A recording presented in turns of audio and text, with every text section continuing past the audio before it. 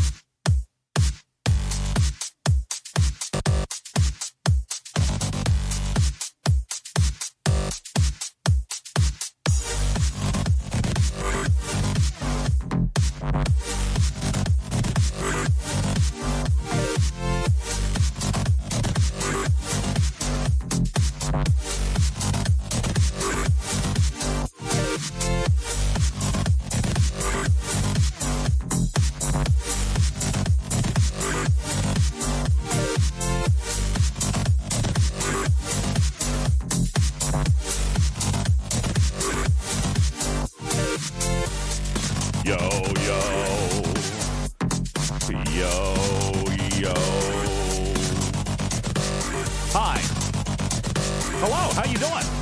Howdy there, partner. My name's DJ. What's your name? Do you want to play? Hi, guys. Good evening. What's going on? Welcome, everybody, into the show. Oh, did I sleep? Yeah, I took a nap. I took a little cat nap. Not very long, though, because Oliver also had a soccer game tonight. So I had to go to the soccer game. Good evening, everybody. Welcome to the show. My name is Ultimate DJs. This is Talking Trek Live, Star Trek Fleet Command's official podcast.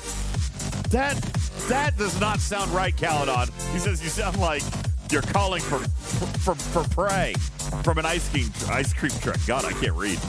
Hi, kids. I'm not even. I had more in my head, and I'm just not going to do it. Good evening, everybody. Appreciate you guys all being here. What's going on? Welcome into the show. Appreciate you guys at a Talking Trek server sound off. You guys hit it in chat, and I'm going to read it. I'm going to shout out you and your server with super big, original, and shout-outs to APAC, to the APAC servers today for a phenomenal playtest. Shout out the Voyager Alliance on APAC 188, also Ultra Vetica on 195. You guys are the true heroes today. Well done. Well done. Noon Whistle on 29. What's going on? Tarpy on 70. Raj on 9. Strangler on 9 as well. Snack Attack on 742. Appreciate it. Dominus Prime on 53. Lord Sunday on 199. Gherkin on 184. Appreciate that. Omicron on server 8. Weasley on 21. Omicron also on 8. Daggone it, you got me. You got me. Putz on 45. Smash Trek on server 133. Jondrel on 32. Stealth Monkey on 89. M La La La La on 24. I'm getting better at saying your name. Wolf on 43. Silvertab on 40. Asheville on 67. Brandig on 701. What's going on? Cha-Cha Rar on 156. Thank you very much for being here. Good evening, everybody. Welcome in. Evil Dash, the first time chatting Evil Dash on server 38. Thank you very much for being here. APAC 195 representing. Dude, Ultra, isn't it like middle of the night for you now? Like, shouldn't you be asleep, or is it the next day? Are you phoning in from the future? Big shout out to Ultra Vetica today. And I have to say this, if I had known, dude, he sent me a message, and he was super, super awesome. He sent me a message. I sent him one back. If I had known, I would have done like this whole collab thing, brought him in, brought Plugster in. Like, we would have gone all in on this today. But I didn't know that many APAC people, so I didn't know that Ultra was going to be on. Thanks for being there. I really enjoyed a lot of your stream. You guys got some good playtesting in as well. Ultra never sleeps. Well, there you go. Never sleeps. Justin, thanks for being here from server 15. Thank you, guys. So Galileo from APAC 187. You know what? I feel like APAC's a little fired up today. You guys a little bit fired up. There's a lot of APAC in the audience tonight. You guys just a little bit fired up today? Huh? Lord Sunday on 199 is phoning in from APAC. APAC feeling pretty hot today, I think. And that could be for a number of reasons. No, the APAC servers are not on fire. I think that APAC is so used to being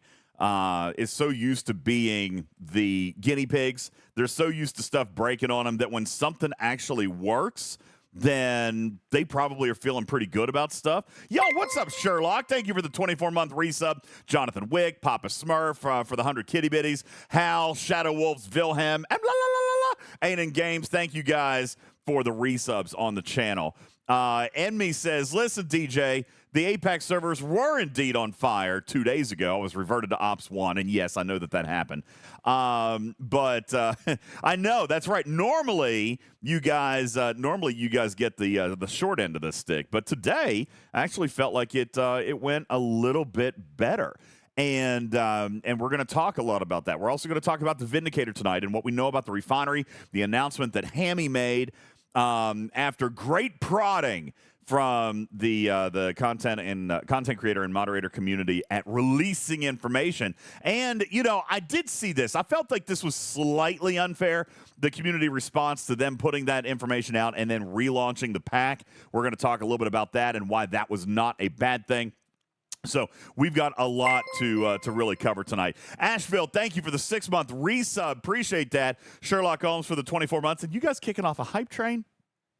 The second one today. You guys are incredible. Thank you so very much. Yeah, there we go. Boom, boom, boom. You guys are really, really good. Omicron says the weekly event payout better than expected. Absolutely. Better than expected, which is why I pushed for them to put that pack back up there. Karkin, Putz, good evening to you. Welcome into the panel. Appreciate you guys being here. Karkin, I wasn't sure how this was going to work today because I don't even think you guys missed me. Did you guys even know I was gone? You probably didn't know I was gone. Didn't know. What do you mean? You didn't know. Yesterday? I was up at 5 a.m. with you. That's my time. I was like, finally, Jesus, this is my time. Yeah, I know. Well, let me tell you what actually happened today. Omicron says, wait, you were gone? Where were you gone? Where were you gone to? Well, here's what happened today. After the play test on APAC, the Scopely engineers, first of all, were very present during that play test. All right. And shout out to them because they were messaging. I had Sierra, Paulie. Go, engineer. Thank you, engineer. Bam. And Delisha, Shadow Wolves, engineer, thank you guys for your kitty bitties. Appreciate that very much. Sulu in the building. Welcome in as a first-time chatter. Appreciate that. Thank you.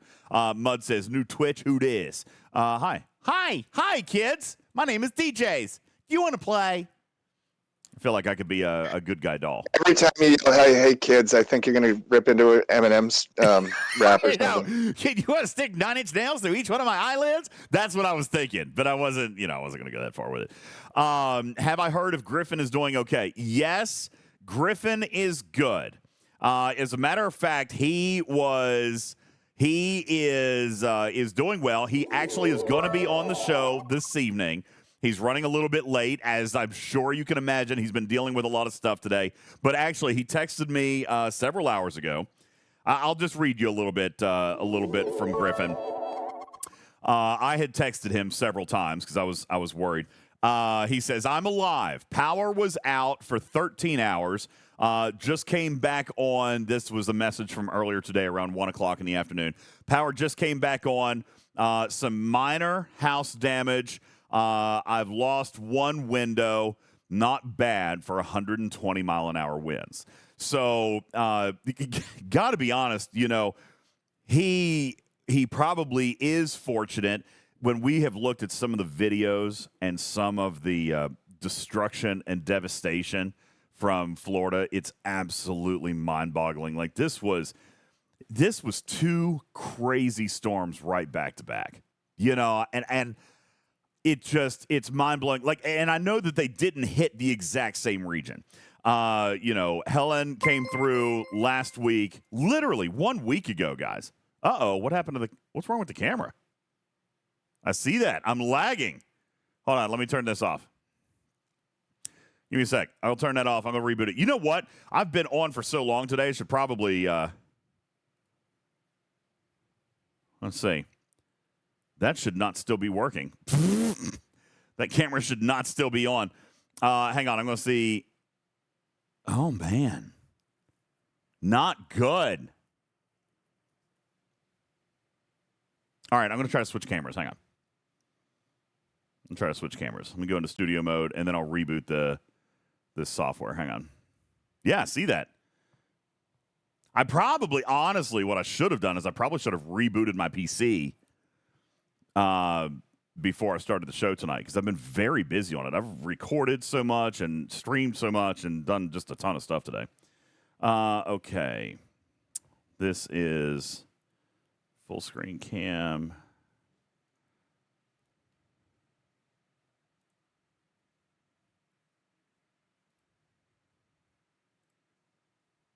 All right, well, that's a little better, but it's, hold on, let me fix it. There we go. All right, we'll just Wait, what?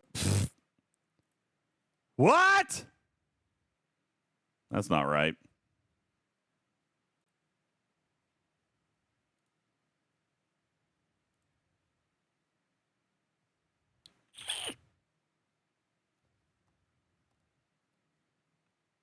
I'm trying. Sorry. Give me a second. I've broken a bunch of stuff, apparently, it looks like.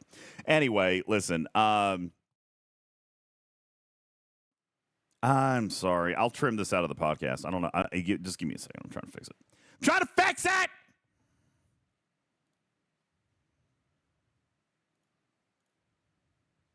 I wish I had something clever I could say to fill the void of time.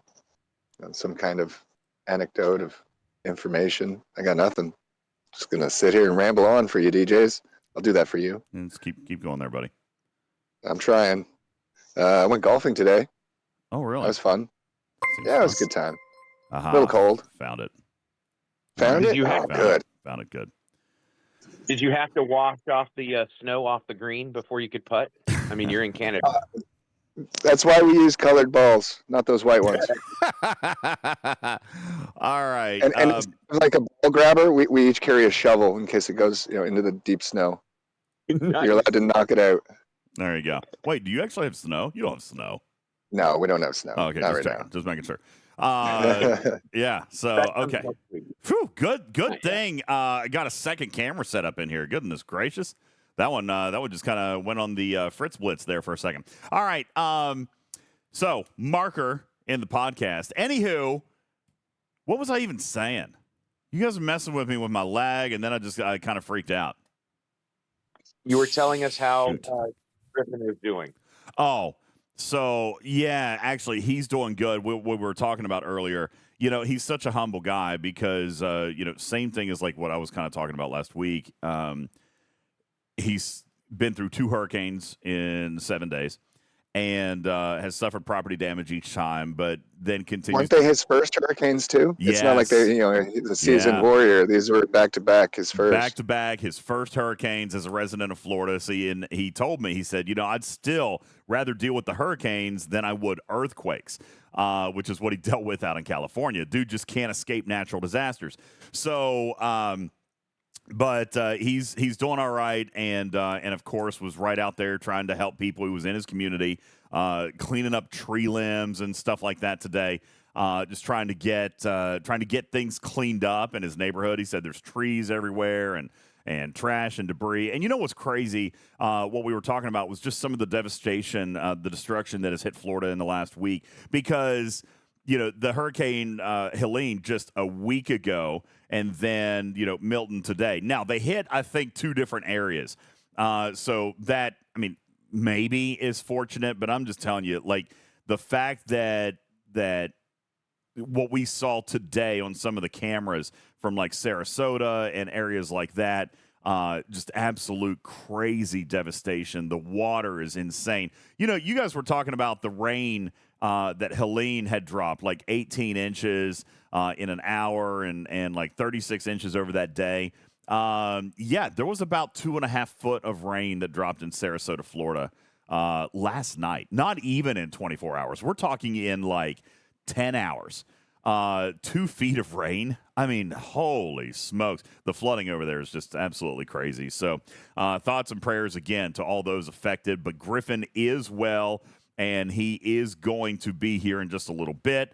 And has just been out and working and just being a good Samaritan. So he'll be here in just a little while, and he'll be checking in with us. Before we get too deep into the content, though, I feel like it is necessary, Karkin, for us to and let me, by the way, say thank you because I see this. Indominus Prime, thank you for your 5 gifted subs. Absolutely kind of you, Captain Q, for the resub. Isaac asking me if I've turned my camera off and back on again. Funny. I was asking Scopely engineers that same question here a little bit ago. I've got a story that I'm going to tell you right after Karkin. We do the stupid news. Ladies and gentlemen, live from all across the world, it is indeed time for the stupid news headlines. Yeah. Stupid news. I did it. Just for you, Karkin. News.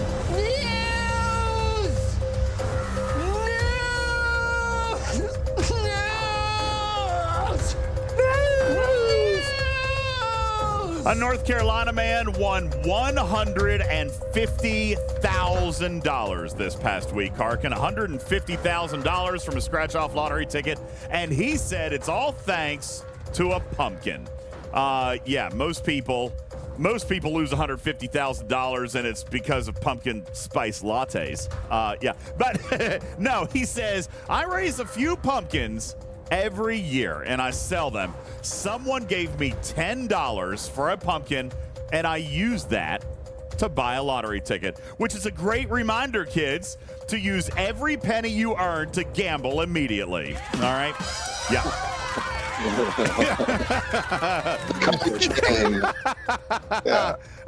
$10. An Indian couple is wanted by police for scamming dozens of unsuspecting victims this past week, Karkin, by promising to make them look young again with the help of a time machine. Yes, that is real news. People actually fell for it, and now they're wanted. Which version? Phone booth, hot tub, the one metal thing machine that looked like a carnival ride? Yeah, metal machine, bicycle thing.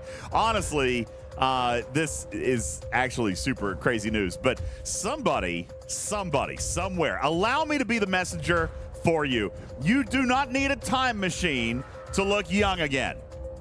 That's what Botox is for, okay? Fine.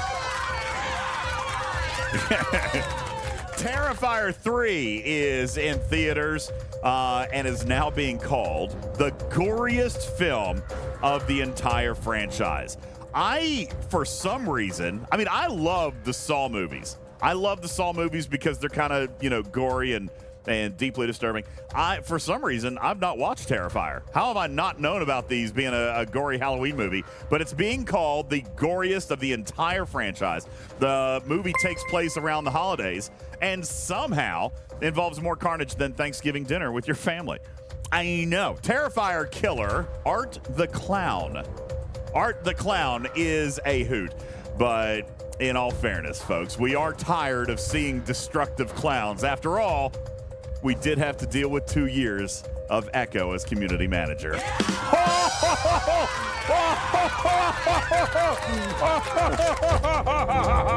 honestly thought you were going to go for a presidential joke there somewhere. I wasn't sure. I thought about it, but I was like, nope, not doing politics. Not doing politics. I had to unite the people. Okay? I had to unite the people. Everybody can get behind a good Echo joke, all right? Oh, that's good. Oh, snap. Yeah, it's good. Let's see. Is that about it? No. I'm still stuck on the back in time thing. Even if you go back in time, you're still going to be just as old as you looked as when you went. Okay, keep going. Karkin, don't overthink it, buddy. All right. That's why I hate this stupid game. Ladies and gentlemen, he is indeed here. A round of applause for my friend and survivor. Ladies and gentlemen, Griffin is here. What are you doing? What now? Oh, come on. Hey. Wow. That's a high-quality looking screen you got there, pal. All right, here's what happened. Camera Hub freaked out, and I had to switch back over to the Logitech. Are we having a budget problem? Is this the only amount of camera that you can afford? This is all the real estate that I can afford. Hang on, I'm gonna see if I can fix it again. Oh man, what a nightmare! Just stay in your little box in the corner. All right, hold on. Let me see if I can actually Look at this guy. Get it to come back. Just hit the Alt key and drag. What now? Oh my Lord. God! What is happening? I'd like to apologize for everybody listening. What is actually happening? DJ's is now on the screen the size of like the Stay Puft Marshmallow Man. I see his nose and one eyeball. I'm trying to fix it. Stand by. Uno momento, por favor. Sing us a whale song. Oh my God. This is what you get for making fun of Echo. See? Instant karma. Yeah. Shouldn't have probably done that. Just use that Alt key and drag it back. Drag it back. I'm working on it, buddy. Oh man. I gotta find the right scene first. Okay, so there's this thing on your desk. It's ovular and made of plastic. Here it It's is, called here a it is. mouse. And what you do is you take that mouse and you move it around, and you see this little thingy called a See, cursor I moving. didn't on your make fun screen. of you when you were having issues. I just backed you up. I don't know what Griffin's problem is. Yeah, why you gotta be so hateful, He's dude? testy today. Why you I'm not gotta, why being you gotta be hateful. I'm so just trying grumpy? to go back to the. I'm figuring out what level of tech support we need to be at here today. All right, well, I'm trying. I don't understand Wow. even what. Wow, we're 1 minute into this. All right, I don't need your commentary. Okay. Oh, snap. I love how the stupid news is still going. I bet it'll all fix if you just turn the music off. I can't. I can't. Oh no. Oh no, this is bad. Oh, this is very bad. What? What happened? See, this is the last part of the stupid news. He's got one more story for us. I do have Next one more. on Stupid News, DJs breaks everything. I do have another story, but oh, this is bad. Early DJ studio from 1,400 miles away.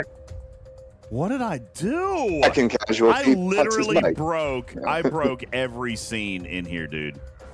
Oh my god. That's what you get for nesting. I told you that nesting would catch up to you one day. This is why I don't nest. I'm an anti-nester. I literally broke every scene. Yeah, he did. He messed with the nest.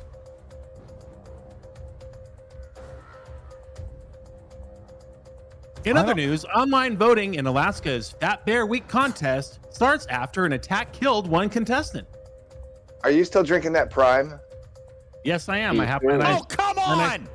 No! Why every single scene, dude? Every scene.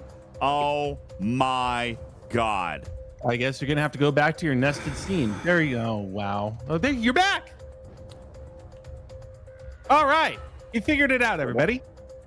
There we go. Yes, I am drinking my Prime, and I did look up everything that you had to say yesterday, and it was completely wrong and false. All of my water does not come from the non-potable water. It's coming straight from fresh water in Florida. I even made a phone call about it. I'm completely safe. You are So forget all you people. What fresh water? Where does fresh water come from?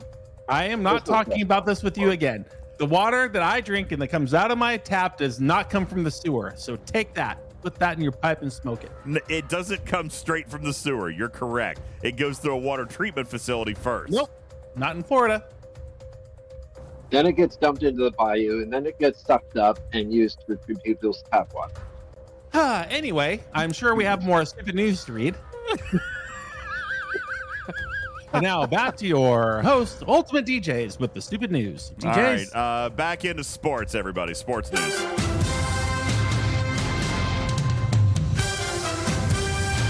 Ba-bum, ba-bum, ba-bum, ba-bum. All right. He is still drinking pea water.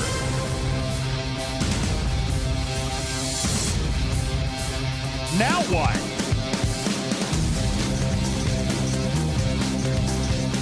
Oh my gosh, nothing in here is working tonight. I should have rebooted everything. In sports news tonight, Griffin, in his first public comment since being fired, NFL head coach Robert Saleh says he's grateful for his time with the New York Jets, which is newsworthy because nobody in the history of the NFL has ever said that. Oh, wow. Saleh could not possibly be affiliated with a more pathetic organization. That is, unless he signs a deal with the Browns. That's possible. All right, there you go. Ladies and gentlemen, that is indeed your stupid news. With hockey season coming up, I thought you were going to have a hockey joke. No, I didn't have a hockey joke this time. I went with went with the football joke. Is he signing for Talking Trek? No, because then he would be even more embarrassed. Whatever, it'd be fun. All right, I am so upset that I have literally butchered the beginning of this podcast with technical problems, and now I have to rewrite all these scenes. I'm very, very fussy about it. I should never have done what I did. God bless it. What did you even do? So I changed the source, the camera in the same source. Yeah. So it reset all of my transformation sizes. Oh, coconuts. Instead of using a new source for the second camera, I just reused the old source. And oh, you never reuse this thing. No, bad idea. it was indeed a bad idea. There you go. No. There you go, kids. The more you know about building streams, don't reuse the same source when switching camera devices. Never copy paste. Always add a new source. Yeah, because this is what happens. That Just blame the solar flares. It's all the solar flares. Oh wow, look at that. Yeah, That's a this disaster. is what happens right here. That's a disaster. Hi, that's what happens. Oh, wow. Hi. But again, all you have to do is drag that. You can fix that in a second. Just drag it. There's like 12 scenes here I'd have to fix, dude. I could fix one scene per 2 seconds. Oh, see, now look what's happened. No, I was just looking at another scene. It's fine. That was the whale cam, but you're not streaming. So anyway, listen. Spectre says never test in production like Scopely does. No, listen, I've learned from the best. That being said, that is one of the things that we were going to talk about today was the APAC beta test. And further, the reason that I ended up having to take a nap this afternoon is because they weren't done. They weren't done after the APAC test. First of all, if anybody watched the APAC live stream this morning, again, shout out Server 188 and the Voyager Alliance. Appreciate you guys. For anybody who watched that, you guys knew that we piped another game account in. Well, that drew the attention of a lot of people. That player has now been eliminated. What's that? That player has now been eliminated. Yeah. What? Well, no, actually, because here's what was going to happen. I had actually asked if I would be allowed to log into somebody's account. And that is a big no-no. You know, that's against terms of service. You can't do that. And so, you know, Pauly and Hammy had come back and was like, ooh, you know, please don't ask us that question. Like, that's not a fair question. You really can't do that, you know, and like you're one of the premier content creators and like, you know, you can't just go and break TOS like that. So we got creative, Griffin, and we said, okay, what we're going to do is do just like you do. We're going to pipe in a whale cam. And Plugster came in and said, hey, I am available. We set all the stuff up. I got up about an hour early. I got up at 4 a.m. this morning. And I will commend you because you were very bright-eyed and bushy-tailed on that stream. You were ready to go. You were on point. You were on topic. You pushed it along, and it was 4 a.m, and you did a great job. Well, thanks, dude. Appreciate that. Yeah. Not only on topic, but on time. Yeah, well, had to be on time because the play test, and then Oliver had to go to school, so like we were very limited on time. So anyway, got on, but very promptly I received messages from multiple staffers that early in the morning. All right, a couple of them in LA, several. They'll of be them open for their own testing. Well, listen, not everybody needed to be, and they certainly didn't need to reach out. Shout out to Pauly. Shout out to Sierra, who was very, very communicative this morning and was literally just hammering me with information. Like we were with Plugster. Plugster may recall, or you guys may have seen when Plugster's client had crashed that first time. Buddy, they were on it. It was a flurry of information exchange. This was so funny because I thought it was super Big Brother-ish. They're watching the stream, right? They're watching the stream and seeing everything that's going on and watching the players' interaction. And then his client crashed. Sierra says, "What's his player ID? We want to look at the logs." And literally seconds later, never mind, we found him. We know exactly who that player is. They know who he was. They knew exactly who he was. And so they were digging through engineering logs in real time and watching the stuff in real time. We were watching the credits being sourced. Do you guys remember after that first round where the credits weren't paid out immediately? Yeah. Yeah. Where's the credits? Yeah. Yeah, they were in there. That was a bug, and they found it and fixed it on the fly in real time. Very I mean, cool. a minor bug, obviously, but that would have been worse if it had been an entirely galaxy-wide thing where rewards weren't getting paid out. I mean, we've seen that before, right? That rewards aren't It's a getting paid out. Saturday and no one's there to do anything about it. Yeah. Strider says, so wait, they can be efficient when they want to be. Weird. I was very impressed. Be with nice. No, I'm serious. I was very impressed with the organization this morning. Because there was multiple communications going on one of my screens, and then we were watching the playtest. It was actually, in hindsight, it was absolutely incredible and probably beneficial to everybody involved that I didn't actually play in it. The fact that I was narrating Plugster and kind of, whatever you want to say, what's the call like in football or whatever, the commentator or whatever. The fact that I was doing that and not concentrating on playing, I think actually made for a better experience, not only from the demonstration and the teaching and the testing, but also from the engineering side, because then I was able to kind of communicate and type back and forth and exchange this information. Well, They to your did- credit, they that did was the whole very good. purpose of you being online and streaming for everybody. That actually gave Scopely a periscope into the actual beta test so you could actually see what's going on in that client rather than relying on back-end reports or feedback in For Discord. sure. They're actually seeing what's going on and they're having it They're commentated. seeing it on the front and the back at the same time. Like they're looking That at the is huge. engineering side and they're able to watch it on the screen. Captain Bull says, as a longtime teammate, I can verify it's much more beneficial when DJs doesn't play. Yeah, agreed. Thank you. I do appreciate that. Yeah. So here's the thing. Some people are going to give them grief about that. I'm not going to be one of them. I see some of the joking comments, and even we made some jokes with them about, I made some jokes with them on the last show about 2 years it took them to build this feature. Forgotten Sex says it's only taken them 6 years to realize how to beta a feature. What I believe we are seeing here, and honestly, I mean, I've said this for the last couple of weeks. What I believe we are seeing is maybe a. Let me tell you my next story before I talk about a change in culture, because after that was over. Now, Griffin, let me just ask you a question. Other content creators who might be watching, moderators who might be watching, let me ask you a question. How many years have we been asking for a play test with the developers on the test server? Oh, that would be 5 years. I mean, me, myself, at least 3 to 4 years I've been asking for that.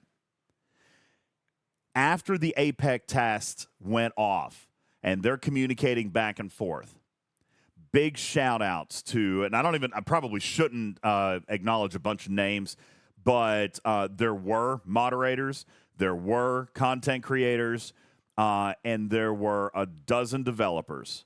Shout out to Sierra Uniform, the hero of the week. The hero of the week. Her, Polly, Hammy. Let me just tell you how this went down, because Sierra reached out and said, hey, do you want to play test on a dev server?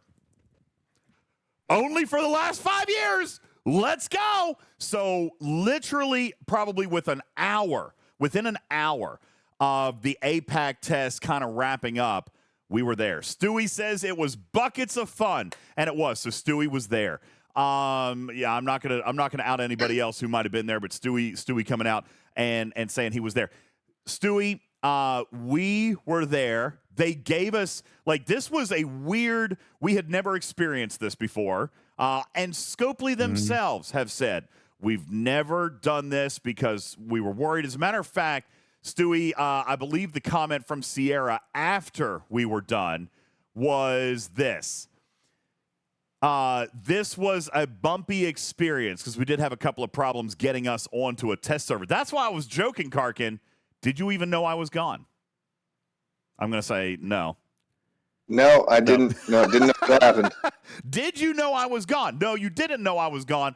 I was gone. Myself and several other players were transported off to a development server somewhere into their private environment. And there was some stuff. So, after everything was done, Sierra came back. Did you get some M&Ms while you were there? Do what? Did I get some M&Ms? For sure did. They don't know. Sierra comes back and says, this was a bumpy experience, but it was our first one. We're really glad that it actually worked. We were actually worried that it wouldn't work, that it wouldn't be possible at all. So we were glad that it happened, and we look forward to more in the future. Well, it's awesome they try new things. That's great. And that's what I kind of say. For 5 years, we've been asking this company for access to the dev servers. For 5 years, we've been asking this company for play testing and early access. And this feature, not only did they do it publicly with APAC, but then they also came back and said, okay, we identified a couple of things. Can we throw another session together? Let's do a little bit of learning and let's test some of this stuff. Do you want to know something crazy? Always. Do you know the Stewie's going to know about this because we saw it today. You guys know how, if you get stung and then you die, but then you kind of have, the magical come back to life, but, you're coming back as, a ghost ship, kind of thing with the mantis sting. Same thing can happen with the Cerritos, if you boost and you die. You know what I'm saying? Well, that's never been fixed, right? That still happens. We were able to duplicate that in the test environment today while we were playing PvP arenas. And by the way, I kicked the crap out of everybody in there. I was very excited. I bet you did. I'm sure you're very happy. I was super happy. I just stomped. Listen, Paulie. Paulie came in with his Op 64 ships. Took him right out. Wha-pow! Take that, Paulie. As a matter of fact, I do have some screenshots and some battle reports. I do have some clips that I will be allowed to share, but we were on a test server, so there were certain agreements that went into place. But I will be able to share some stuff with you, and it'll not just be informative, but it'll be a little bit fun as well. In some of the stuff we get to show you, because I got to play with I can't say his name. I got to play with a few people today that I was very, very happy to be able to play with finally, and therein lies my big excitement with this. I got to play it firsthand today with the developers. Stewie was there, and Stewie's in the chat. I know that you felt the same way. Just being able to play with these people, and I will admit that here up front, the matchmaking process is going to be challenging, and it's still not even as broad as they want it to be. But imagine just for a second, if I could. Imagine just for a second, community, if you could, to actually have a real galaxy-wide party system so that I could message my buddy Griffin, and I could message my buddy Stewie, and I could message my buddy Hammy and say, hey, you guys want to get together and play some arenas tonight? And we create a party from across servers and actually enter in. Listen, what we're seeing here is step one. Now, it took 2 years to get to this point, whether they took time off or built it or this or that. But what their dream is with this feature is a true galaxy-wide party system. Don't know if that's going to happen soon. That'd be wild. Don't know if it's going to happen in a year. Might take 2 years. Might never happen. But I can tell you that their dream, in the ops range of 7 and blah blah blah blah blah blah blah. Yeah, their dream with this feature is exactly what we want. To be able to just go out and play with whoever the heck we want at any given time. That is what they want. So we were going through and testing and playing. And what I was going to say about that mantis bug, the mantis sting bug, is for the first time ever, and this blows my mind, for the first time ever, it seems like because and I'm going to have to think about a way to say this that doesn't sound kind of cliche, but let's just not pretend, Stewie, it didn't have a big impact, right? It had a big impact, the Mantis bug, because you can't recall home, but then you can't be attacked. You know what I'm saying? Like, so he was stuck, essentially. That ship became stuck. They're working on that. Now, that's 2 years. How long has the Mantis bug been out? The Sting? 1.5 years, 2 years? But they're working on that, and I know that they're very actively. Like, that was, Stewie, that was probably the biggest takeaway that they had as far as a major hurdle. They've got a team of 12 people right now working on the Mantis bug. Wow. Which might actually get fixed, because it did. It had a pretty detrimental impact to what was happening. And potentially they finally saw it in a live environment that wasn't on a controlled test server that they couldn't I don't know. Redo it? I don't know, but I felt the experience was so positive. And Stewie, you're right. Imagine what we could achieve if we got regular access to that environment. And I think that, I don't know, regular is the right word, but it certainly looks like Scopely was pleased with what they saw today, and was pleased with the cooperation they got from the players that engaged with them on this. And it looks like it's going to continue to happen more. And I'm really, really happy about that. Like, my response, I sent a message to Sierra later on. She just sent me a note, said, thanks, this was a good experience. I said, honestly, I have waited, and this is what I wrote to her. I hope it doesn't sound sappy. Sierra, honestly, I've waited for an opportunity like this with playtest and development environments for years. I'm thrilled to have taken this step with you guys and appreciate that we finally got one across the finish line. I look forward to this more in the future. You guys have my gratitude. I think that what happened today, and this is why I said is kind of a turning of the page possibly in culture, because not only did we see the live public beta test from APAC, all right, but then they invited us into their house. It's like you got to play with the founders and the gamma quadrants and the progenitors. Yeah, this whole thing, right. You're with the real reals. That's good. It was phenomenal. It was a great experience. And I love the fact that we did get it across the finish line. I love the fact that it wasn't such a terrible experience for them, and that they appreciated some of the insight that they got from it. I'm here to tell you that we made an extremely good argument for this whole 7-level thing. All right, because you want to know. Oh, really? Well, I'll tell you what happened. Okay, some of the players that they brought in, we cloned our accounts. Okay, so I got to go in. I'm an Ops 61. I got to go in and play with my own account. Okay, not everybody did they, Stewie? Not everybody did. Because there was only 10 of us. All right, they brought in 10, 5 devs and 5 players, but our accounts were all over the map. So they had to change our clones. Right? So Stewie says, basically, I was too little. Stewie was given what? What did they give you? A 64 level account today? I got to keep my 61 level account. Another player who plays at Ops 70 in this game, he couldn't play. They had to sub him out and give him a level. What was it? He was so funny. He was like, oh, my God, I'm not used to this. They gave him a level 61 account. They gave him a 61 account, and he was like, God, these ships are so puny. That's funny. Oh, it was so funny hearing his reaction to suddenly being backed up a decade. He was a 70. They backed him up to 61. But that took time today. Like, even over on the development side, like, okay, we can't just come in and test. They had to go in and reclone different accounts and bring it. It took time. It was a frustration. Even on their end, it was like, well, God, we can't, even if we just got a small team of us on to play, we can't play. Yeah.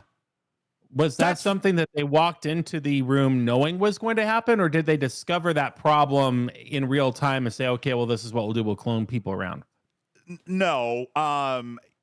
Yesterday when the call went out, I think we had all identified at that point that ops levels were going to be an issue. So they had already started talking about that. But it was apparent in the conversation that this is going to be challenging. All right. Now, for the listeners at home who are not caught up in the content, we're talking about the new arena feature, obviously the 5-on-5 PvP, and the edict that was a surprise to many content creators, which was that the person who starts the arena, let's say they're op 60, the only people who can join from their alliance are either 7 levels up, so up to op 67, or 7 levels down, ops 53. Yeah. And if you're not in that 14 window bracket, well, you're out of luck. You cannot join in that particular arena. That's the topic we're talking about. And you got to think, I mean, even, and I heard So Stewie it is 14 then. It is a 7 down, 7 up. It is 7 down and 7 up. But the big problem that we're finding, all right, is actually twofold. One, it's not a 14-band window for an op 70. All right, it's a 7-band window because there's nothing above 70. So automatically their pool is cut 40. by half. Okay. But then secondly, there's just not that daggone many people in G6 in a singular alliance on a singular server anyway.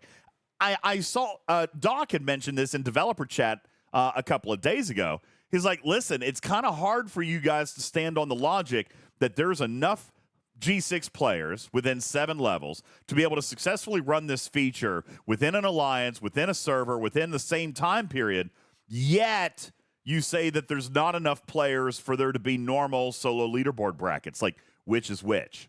All right. Now, yeah, I think if anything, this has proven what they have said all along with the solo leaderboards, is that there's just not enough people. All right. Because that is exactly what we're seeing right here, is there are not enough people. So, like Jonathan Ingram mentions in the chat, it's not 14 for anybody higher than op 64. correct. All right. Or below Ops 47. Or below Ops 47. That's exactly right. So there is, a bell curve of participation here, Griffin, and the problem that they're going to experience with the way that it's set up is, quite frankly, that matters. Anybody 63 plus and 47 down, or 46 down rather, is actually going to have a negative experience compared to those inside the bell curve. From Ops 47 to 63, this feature is probably going to be great.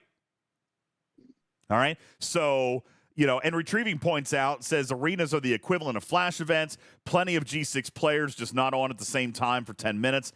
Dude, it's not just that. You've got to consider the fact that you don't want whale alliances. Now, I know that exists. Okay, I know that exists. I know that there are some servers out there where alliances of all the whales have congregated at the top. Server 15 is not that way. Server 15 has whales in each of the top 5 alliances.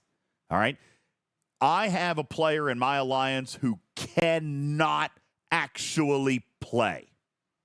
Wow. In this That's feature. not right. That's not Jonathan good. Ingram cannot actually play. There's not enough people in his alliance. Even if a 63 started the league, Griffin, there's not enough to get in to let Jonathan Ingram in.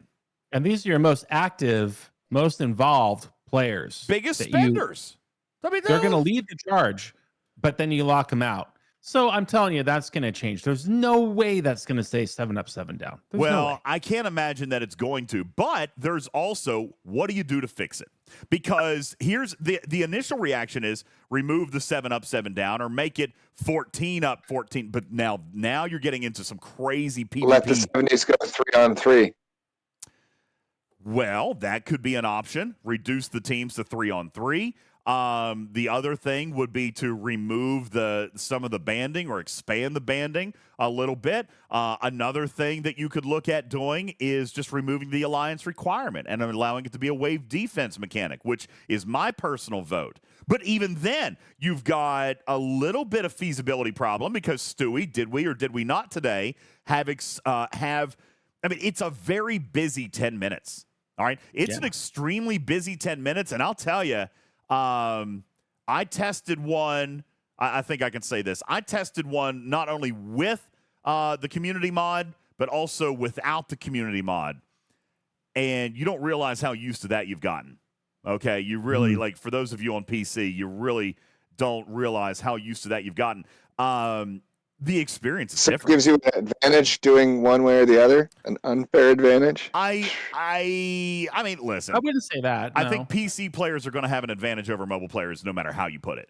But not only that, I have become accustomed to my keybinds. I've become accustomed to my mod, my views, my zoom. You know what I'm saying? So playing that differently felt really weird. And I'm going to tell you that it's very busy. Having as much view as you possibly can is important, but you don't have a lot of time to stop and zoom in or do this or that. It's a very busy, very active several minutes. And the problem that I see by opening it up galaxy-wide is without some type of icon, I would end up experiencing friendly fire. I would kill somebody on my team.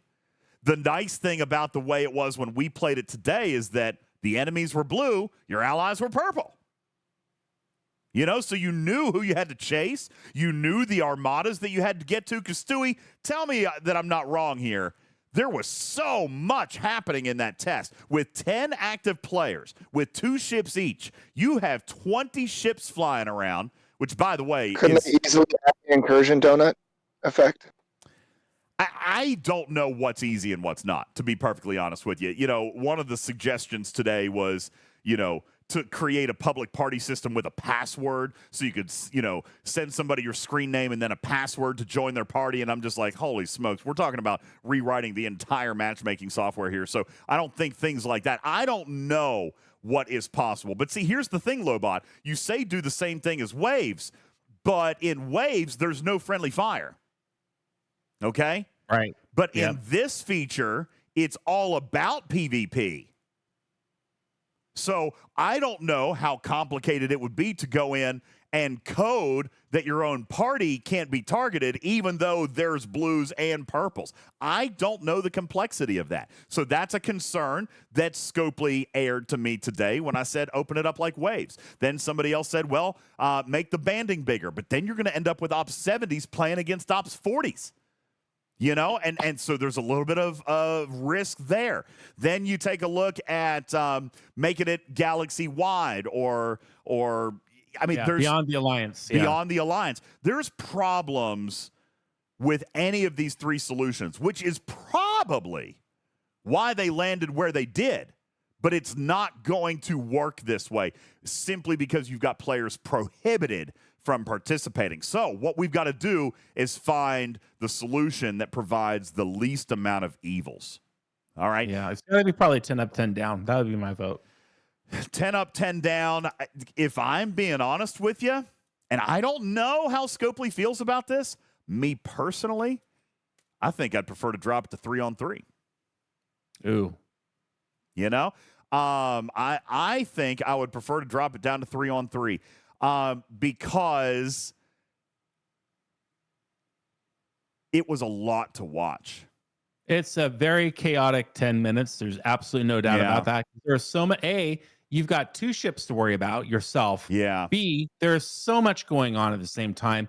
C, there's no party chat in game. So if you didn't go into it with a preconceived strategy, you will feel like you are flailing. The best teams are going to have strategies walking into the arena, not trying to figure things out on the fly. And so for those reasons that it is literally a cluster, and not in a bad way. It's just there's so much. Oh, there's a lot going on. And it was and let me just say, I'm not knocking this at all. As a matter of fact, I can tell you 100% of the people who played today that were non-developers, non-employees, like 100% of the players who played today all had the same general feedback was, this is the most fun that we have had in a long time. This is better than Waves. It's better than Incursions. There was very minimal lag. There was a little bit, which is also why I favor dropping 3-3, okay? This is a banger of a feature. It's a banger of a feature. And I would love to find a way to make it as within the realm of reason. We got to remember they're not going to go back to the drawing board. They can't. There's not enough time. We've got to make a simple adjustment. A simple adjustment that allows this thing to go off. And I got to be honest with you, dropping it to 3 versus 5 may not be simple because of the whole matchmaking formula. I don't know. Okay? So I don't know what the answer is. I see, and here's the problem. I don't think there's one actual answer. Dragon Keeper says, I don't think the idea of 3-on-3 is a good idea. Some people agree with you. Some people agree with me that 3-on-3 is the right way to go. Look at this. Some people in the chat say, 5 versus 5, 7 up versus 7 down is good. Other people say 3-on-3, 10 up, 10 down. I mean, there's not a general consensus on how to actually fix this.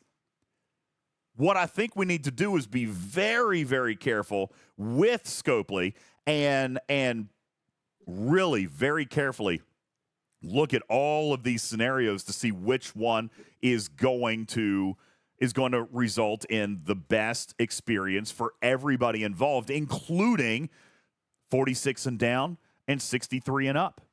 Yeah. Because I'm here to tell you, if I am 46 and down or 63 and up, I don't want to miss this feature. I don't want to miss this feature. It just goes back to, if you are still camping at Ops 39, you are missing this game. You need to be in the 40s like yesterday. Because this is the future of this game. I'm telling you, it is addictive. It makes you think about offense and defense in such a rapid rate. You know what it reminds me of, DJs? It reminds me of a good old-fashioned game of laser tag. There's just nothing like going into that arena under the black light. You don't know where you are. You don't know who's going to hit you next.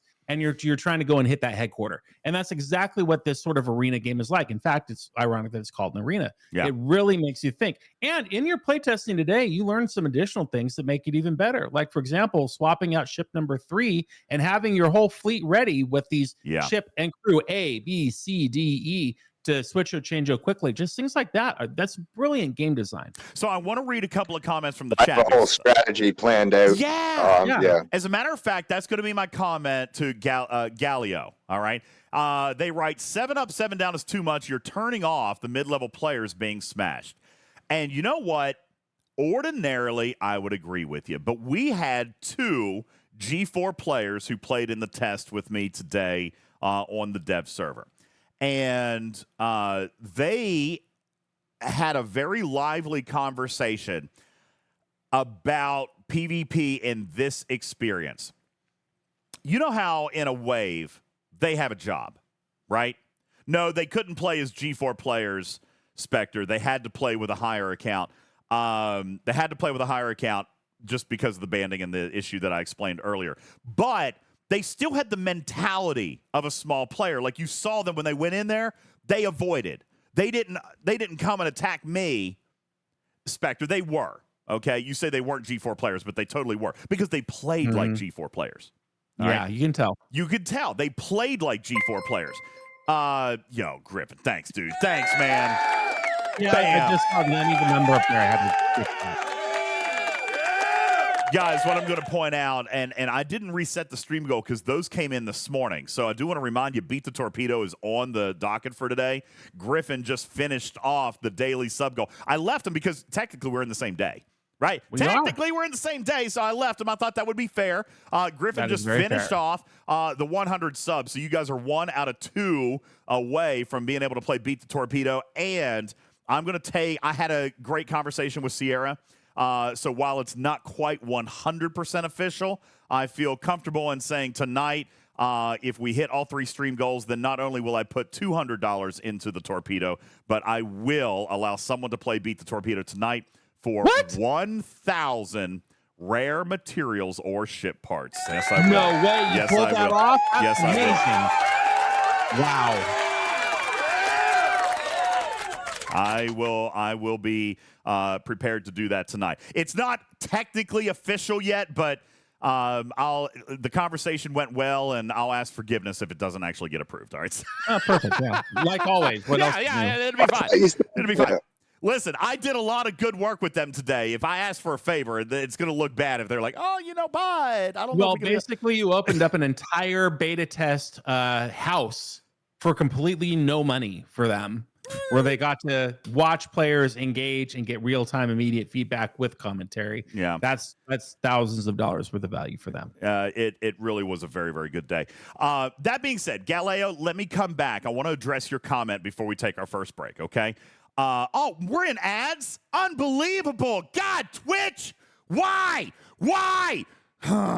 All right. This is a podcast. We have to ignore things like that. Come on. You know what?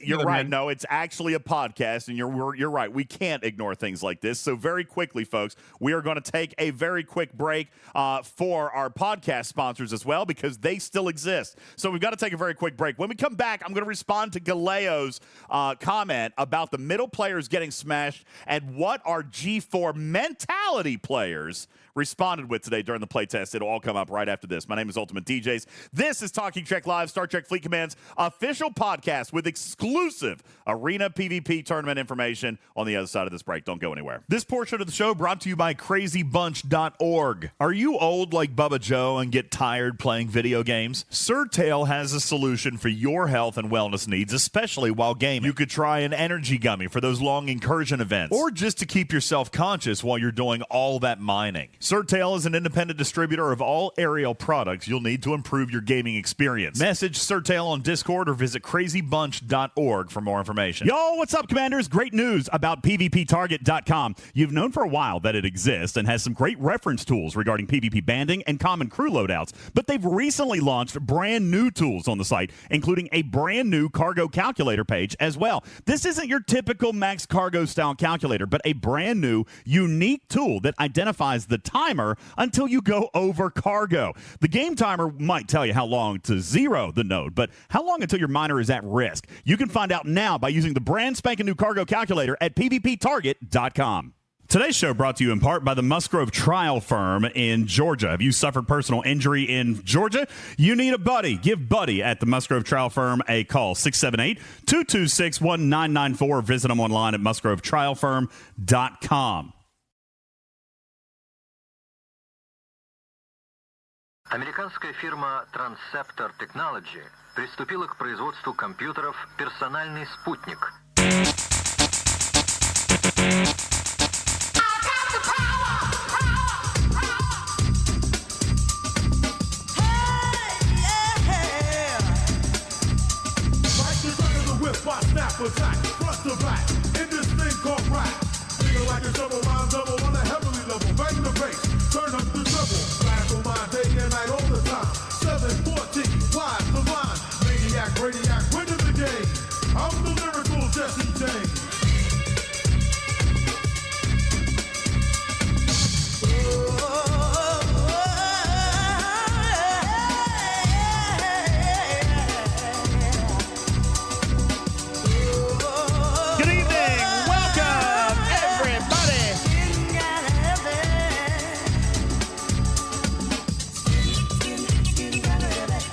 Are you dancing, Griffin? Yeah, he is.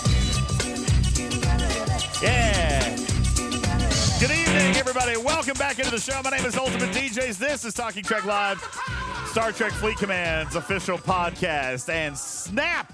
Having all the power there. Appreciate you guys being a part of our show and our live studio audience today. Thank you guys so very much. Before the break, Galileo, are you still here? I saw your question. I wanted to answer it, and then Twitch sent us into a commercial break, so I saved it. Galileo, shout out into the chat. Let me just see that you're still here because I want to address that specific comment. All right, his comment was, players in the middle are going to get smashed by the big players. Now, what I had started to allude to was that the G4 players that played with us today, and thank you, Galileo, for speaking up. Appreciate you. Welcome, by the way. I don't recognize your name as a very frequent chatter, so thank you very much for being here. It's super awesome to be meeting new faces, new names. I'll tell you, one thing that I experienced today, Griffin, is a desire to stream for APAC and EU more often. What a fantastic audience they were earlier today, and that's why I just can't say enough. Shout out, super huge respect and just adoration to the APAC players. You guys were incredible. You made me really want to get up early once in a while to come and stream for you guys. And honestly, if I could do it with regularity, I probably would, because you guys were a phenomenal audience today. I had a great time with you all. That being said, the Spectre says that the experience of the G4 players today can't be counted upon because they were flying in G6 or G5 accounts. The reason that I disagree with that, Griffin, is kind of what we had said before, is that they played like G4 players. And I don't mean that disparagingly. What I mean by that is they played avoidance. They tried to grind the hostiles. They avoided direct interactive PvP. Now, the reason I liked it is because they, and by the way, the reason they were invited to that play test was for that reason, to provide the perspective of a player who would ordinarily, Galeo, be smashed. Yo, Factor, thanks for the resub. Indy Hoosier, Nowhere Man, thank you guys very much for the subs. Duke Sunday says he loves the stupid news. I love you too. Killer J, thank you for the resub. To say that. Appreciate that. Stupid news never fails to amuse me. Love, heart, laughy, laughy face. Thank you, buddy. Appreciate it. Okay, you paid him off for that for sure. Come on. For sure did. Absolutely. Your battle pass is in the mail. Yeah. Jess, thank you for the 22-month resub on Prime. Thank you. All right. Now, the reason that these players were invited is because we wanted the perspective of somebody who does die all the time. And, they came up. We played this for what, Stewie? 1 hour. We actually played for 1 hour. And what I found, what they observed, was some amazing strategy that we're going to talk about as the month goes on. But they played, I don't even know how to describe it. You know how they have their role in waves surveys, right? Like that's the role. Yeah, they go and they get the surveys. Correct. Because it doesn't cost, A, B, because they knew that there was no price tag, C, because they knew that they weren't going to win heads up, and D, because they knew there was still a way for their team to win. We saw G4 players today playing an incredible defense. So here's what I mean, and I'm gonna tell you this. One thing that we were missing this morning, Ultravetica, you know what we were missing? We were missing a scorecard. We did not know what scored what. I'm here to tell you, folks. All right? It's not in the game. It's not in the game yet. By the way, they're working on that.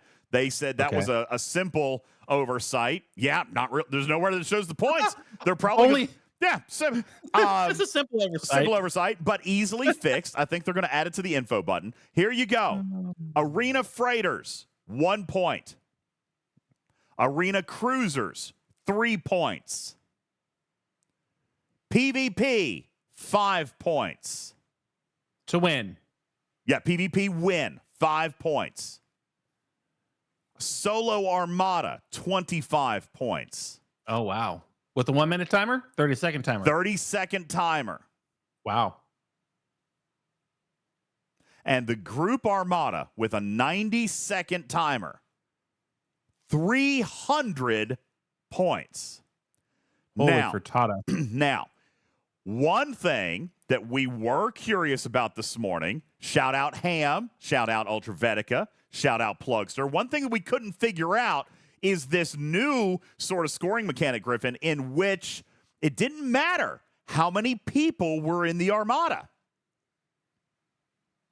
You could as long as you beat it, you get the 300 points. As long as your team killed it, you got 300 points. But if there were 5 people in it, you didn't get 1,500 points. It's either death to the Armada. Well, don't act surprised by that, Griffin. We've got other ALB and AMS mechanics where you get points for each person there. So by having somebody not in the circle is giving up points, right? But they coded this one differently. This one is a team mechanic in which all it takes is for the Armada to die. Doesn't matter who's in the circle. Further, we found out that the hostiles are weak sauce. All right, probably not Rialtas, but Tallies, Vidars, everything is level 40. The PvE targets are not intended to take you out. PvP is going to take you out. The hostiles are meant to be a grind mechanic for obtaining the materials you need. So here we go. Arena freighters contain 25 solo armada directives. The solo armadas cost 100 directives. So right there, 4 freighters equals 1 solo armada. You do not need to open chests while in the arena. Everything is raw loot, which also means loot crews are functional. And we did prove that. All right? It is not team loot. The directives are individual. Okay? Further, there are caps. You cannot hold. There are caps on the directives. Okay? When you get to 100, at least on the group armadas, it will stop. You can't earn anymore. So you got to spend the armada, then go back. Oh, wow. Okay? Now, in that same arena. In the same arena. Because after the arena match, they disappear. Wow. Okay. Okay? Next, the arena cruiser, which, by the way, looks like a Ferengi trader. It does look different.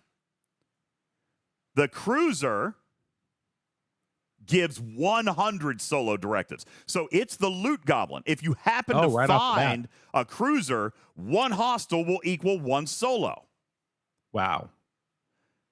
1 solo armada will drop half the number of directives for a group. And honestly, I can't remember right off. I think it's a solo drops 50, right?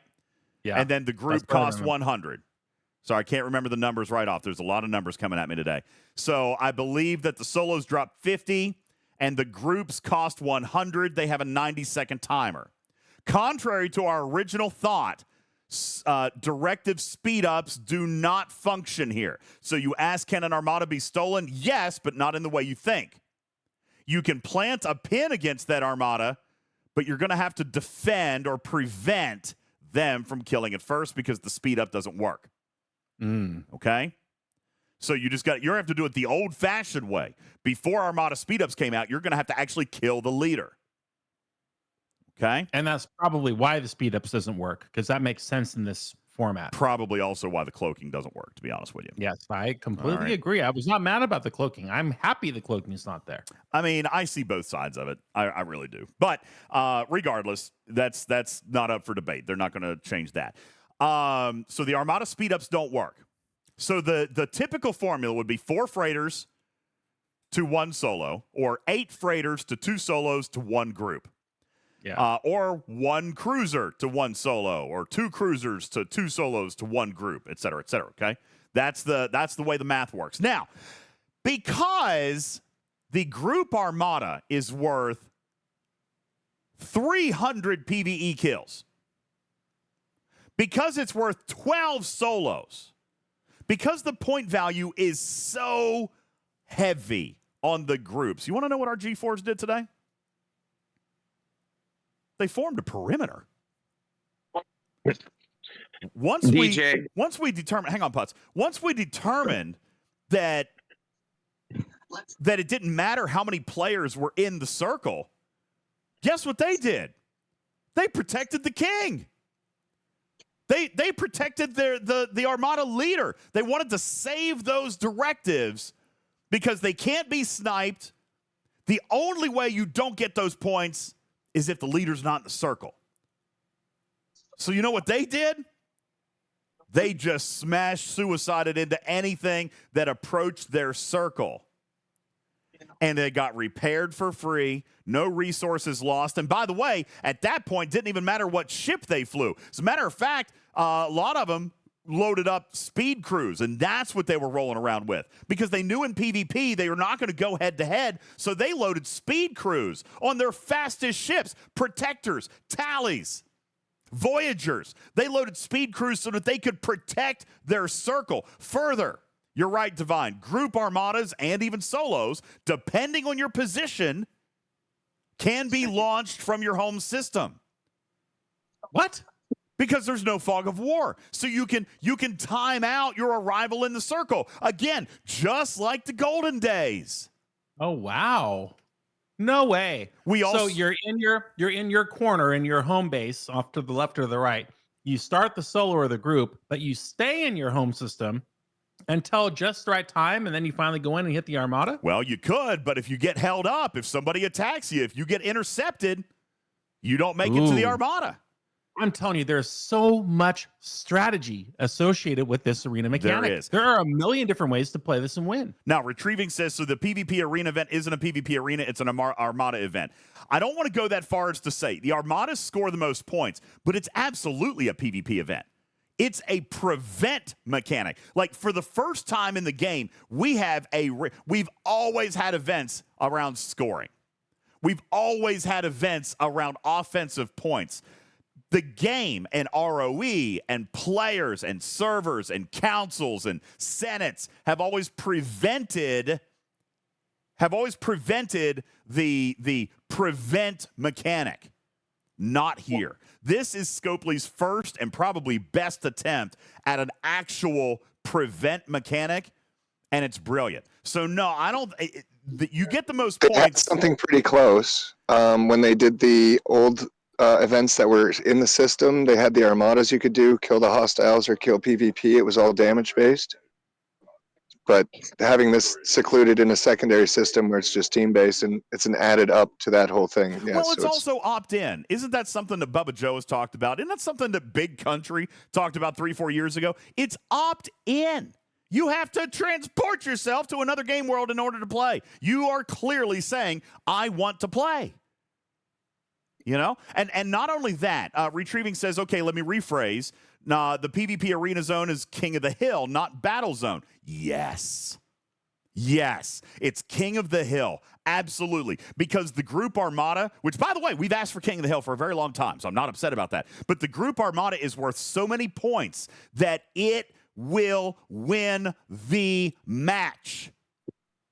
Not just one. Not one. It's not the Golden Snitch. You still probably need a couple. But you got to remember, the match ends at 1,000 points, and a group is worth 300.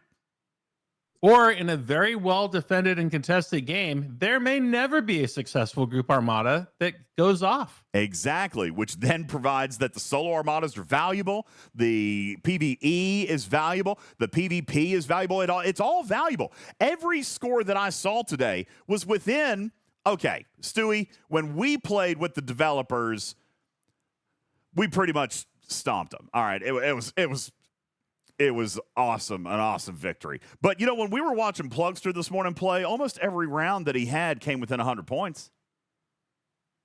You know, almost every single round came within 100 points.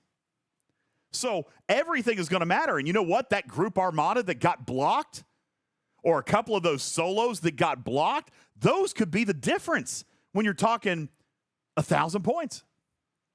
So it was very much a King of the Hill. It was very much a prevent mechanic. Now, I want to dispel one more thing. You can only have 2 ships out. Yes, that's true. We also proved today that there is a 2-minute non-speed-upable timer on repairs.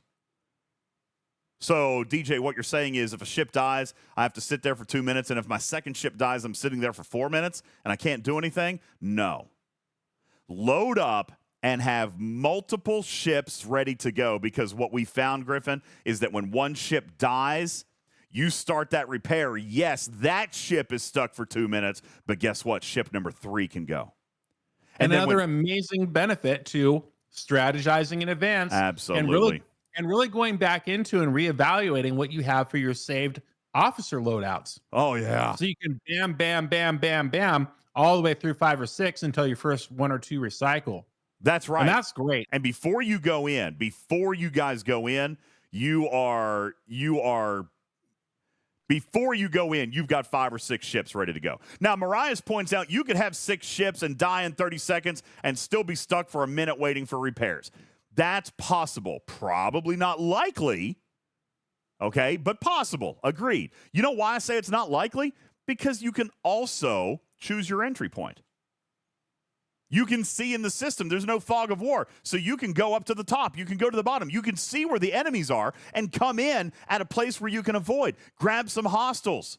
Move around. And again, I like speed crews. I like speed crews in this with a Voyager, with a tally, because the hostiles aren't difficult. You will be able to kill them with a protector and a speed crew.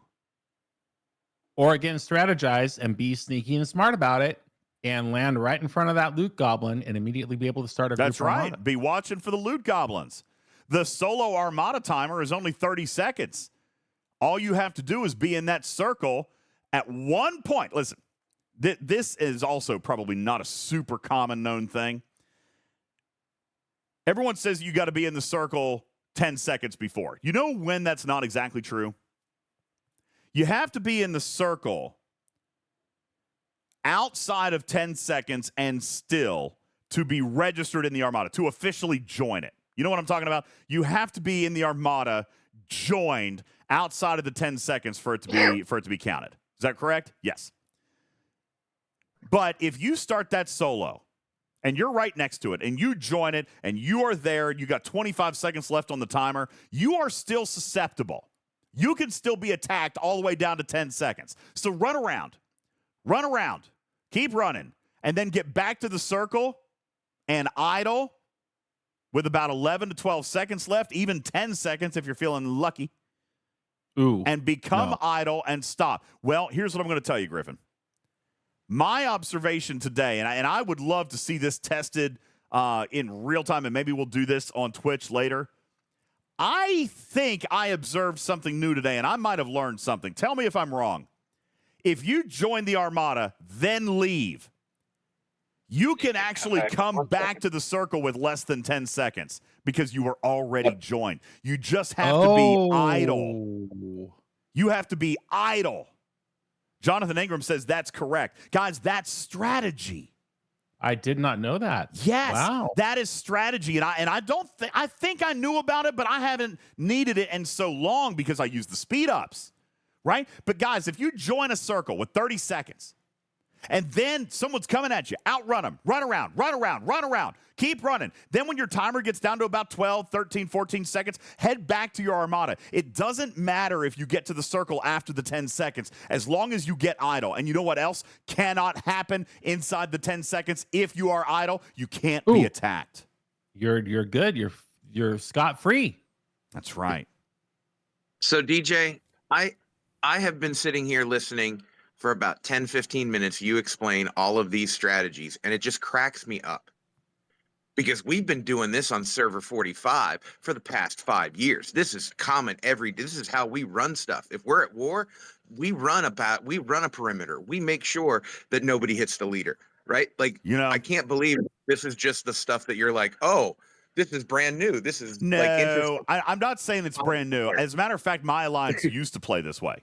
I think a lot of alliances. Okay, I'm going to say something that's going to sound very old and cranky and grandpa-ish. I believe that a lot of legacy players are very used to playing this way. Okay, I would say that. But a lot of today's newer Snowflake players are not. Oh, Snowflake. Yeah, I said it. Maybe. What? Okay. Because rows and senates and galactic congresses, I think, have ruined the wild, wild west of this game. All right. And by the way, when I say snowflake, you're exactly right, Otter. I mean row flakes. Oh, okay. row flake. Row flakes. That I get. Okay. I don't mean anything offensive to any individual for anything outside of this game. I'm talking about the people who whine when their miners get hit. Okay, I got to tell you, DJ, Okay. the middle, like, what are the mid players going to do? Get hit and smashed and worried about that? I'm telling you, if we engage in this feature heavily, because there are free entries and we can go as many times as we want, and we just get a rating up for everybody, everybody participates, it will be a small window of pain. It will be maybe a couple of runs of windows of pain,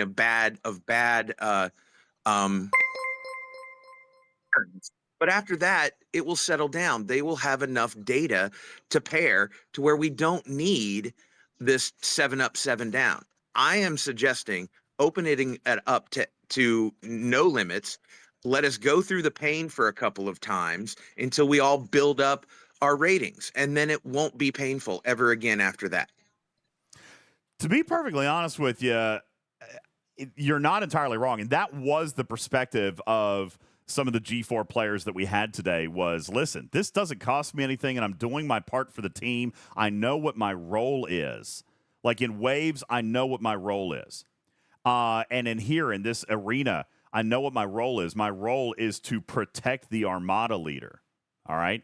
And by the way, at some point, that may be them. Because they're also, with ship number 2, they're out grinding hostiles around the perimeter. So when they can get a solo started, guess what? Other players are going to flock and try to protect him. This, therein, calls in the strategy of this event. You and your team got to be on the same page. All right? Maybe don't run 4 armadas at once. Maybe run 1 or 2 with a good protect system in place to make sure that you're not losing the points. And by the way, we were also able to prove today that for those of you who do have the multi-armada start prime, that will function. Of course, sometimes the multi-armada approach can be very distracting. You could, split them and be able to get your job done.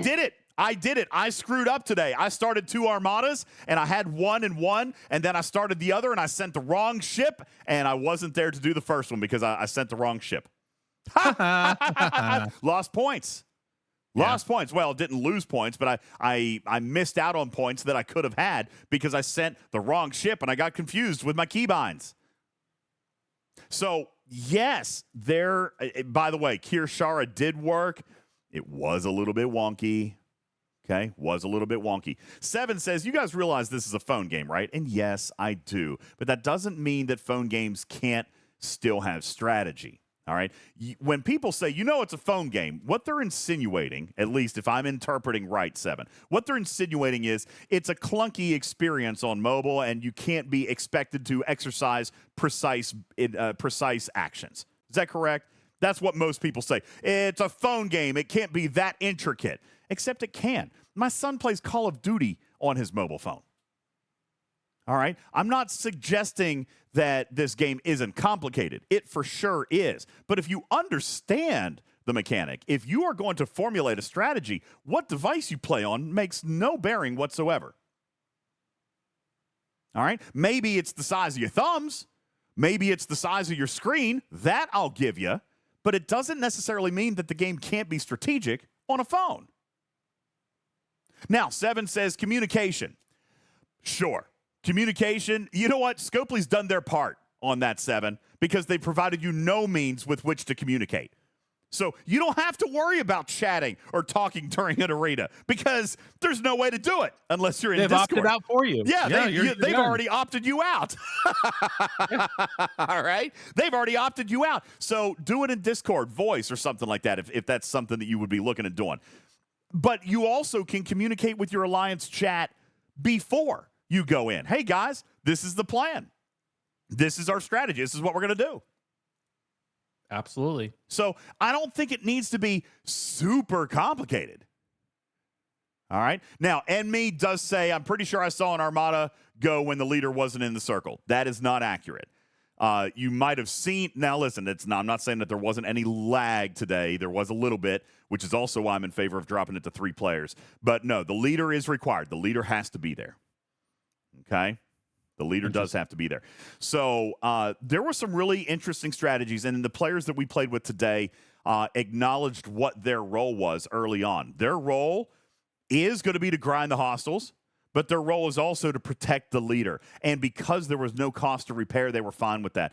And they worked around the 2-minute timer just to have multiple ships set up with speed crews so they could send them right back out and suicide, right back out and Leroy Jenkins those ships, right back out and cause interference and disrupt and allow their teams to get the armadas off. Now, I will say that my feedback on this, I'm going to read you a piece of my feedback report. because there was a lot to it, and I might read all of it later to you as I go on. But there was one piece of feedback that I provided regarding that timer, because, by the way, I don't disagree. For those of you who said that the timer needs to be a little bit shorter. Where did I put it? Oh, here it is. I would like to see maybe a teeny tiny tweak on the repair timer. Okay, I wrote this. 2 minutes feels just a little bit heavy, although I love the multi-ship preparation strategy. Unless the instant repair tokens are going to be very, very, very obtainable, very, very inexpensively, I would encourage a reduction to 60 seconds. Interesting. Okay, so I wrote that. Mainly because I do not want any scenario like what was just mentioned in the chat a second ago. I want it to be impossible for a player to be stuck idle with both ships. Okay, so if they reduce the timer to 60 seconds, maybe you're down one ship. Okay, that's possible. But I don't want anybody to be prevented from playing. That was one of my big things. My biggest summary of this is you do not want any feelings of restriction or incapacity to play. Yeah. All right. So for that reason, I kind of I don't know. That sort of builds a level of anticipation to get back into the match. Like, I'm speaking of things like World of Warcraft, where you're sitting at your graveyard waiting for it to respawn so you can get back on the field. And that, on the other side of things, allows that team to maybe get a leg up. If they've, Are you listening to like NPR in the background? He's watching Canada Cable News. Oh, okay. And Dragon Keeper, I kind of agree. Well, you say if I have to use more than 2 ships, it's already bad 3 max. No, you can only use 2 at a time. But my suggestion, what I had loaded today, was 5 ships ready to go. Yeah. You know, and that's how Stewie did his. We were all working on crews before we went in there. Okay, so I don't think. Again, I am not in a perspective to disagree with the community. I'm telling, this is just like we had, I think, a week or two ago, Griffin, where people said, oh, you're defending a mechanic. No, I'm teaching you about the mechanic. The current mechanic is 2 minutes, and here's how you best play it. Here's how you work it. Here's how you work around it. Here's how you make it work for you to your best advantage. However, I do not disagree that I would like to see it reduced just a little bit, because I don't want anybody to feel left out. I don't want anybody to feel the incapacity to play. All right. And not only that, I played with 8 docks. Some people have 6. Yeah. Some people have 5. You know, so those ships die. You can only repair 1 at a time, and the instant repair tokens will have a cost. That, I think you just put all those things together. And by the way, Stewie and I talked about this today. If this is the only thing that we're picking apart, then they did a damn good job with this feature. You know what I'm saying? Like, if this is what we're talking about, that, and obviously the 7 level thing, because that's a big deal. But if this is what we're talking about, then they got most of this pretty right. You guys can say, well, how did they not think of that? Well, because they thought of everything else. It's a pretty good feature. This is what I wrote earlier today. This was also in my report. See, again, I'm giving you excerpts. Overall, this is a massively successful feature in its tech stage. I will, however, await judgment on the faction store and the pacing of the rewards that come from this feature. Yo, Hunter, what's going on, baby?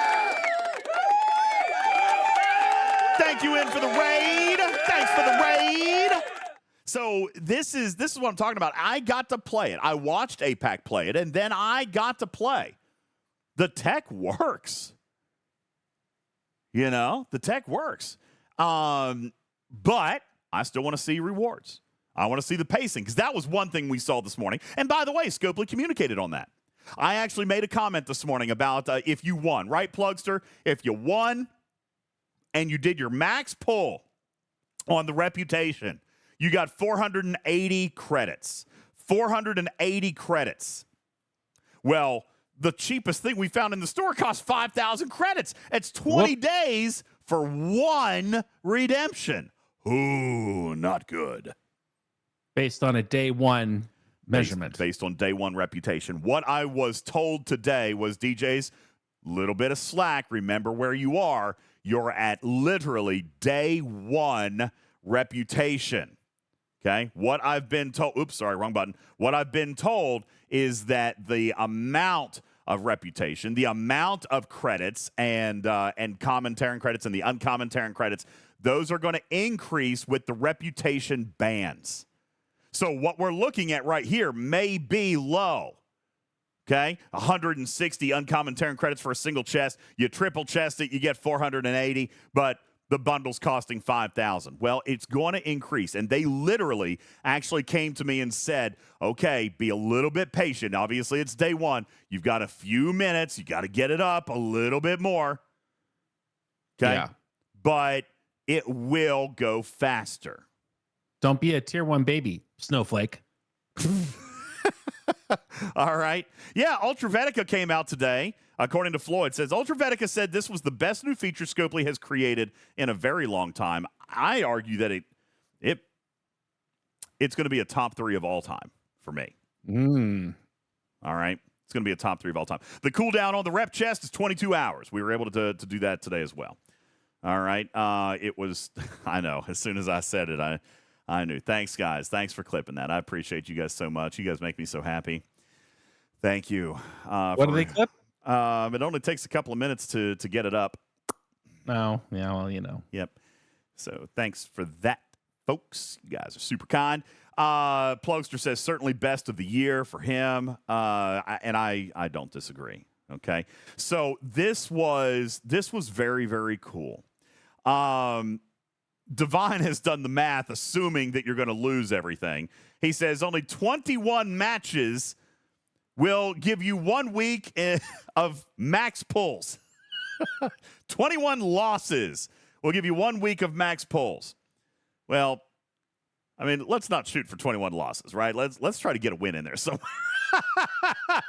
Let's try to get a win in there somewhere. But you're right. Worst case scenario, 21 matches will still max your progression for the week.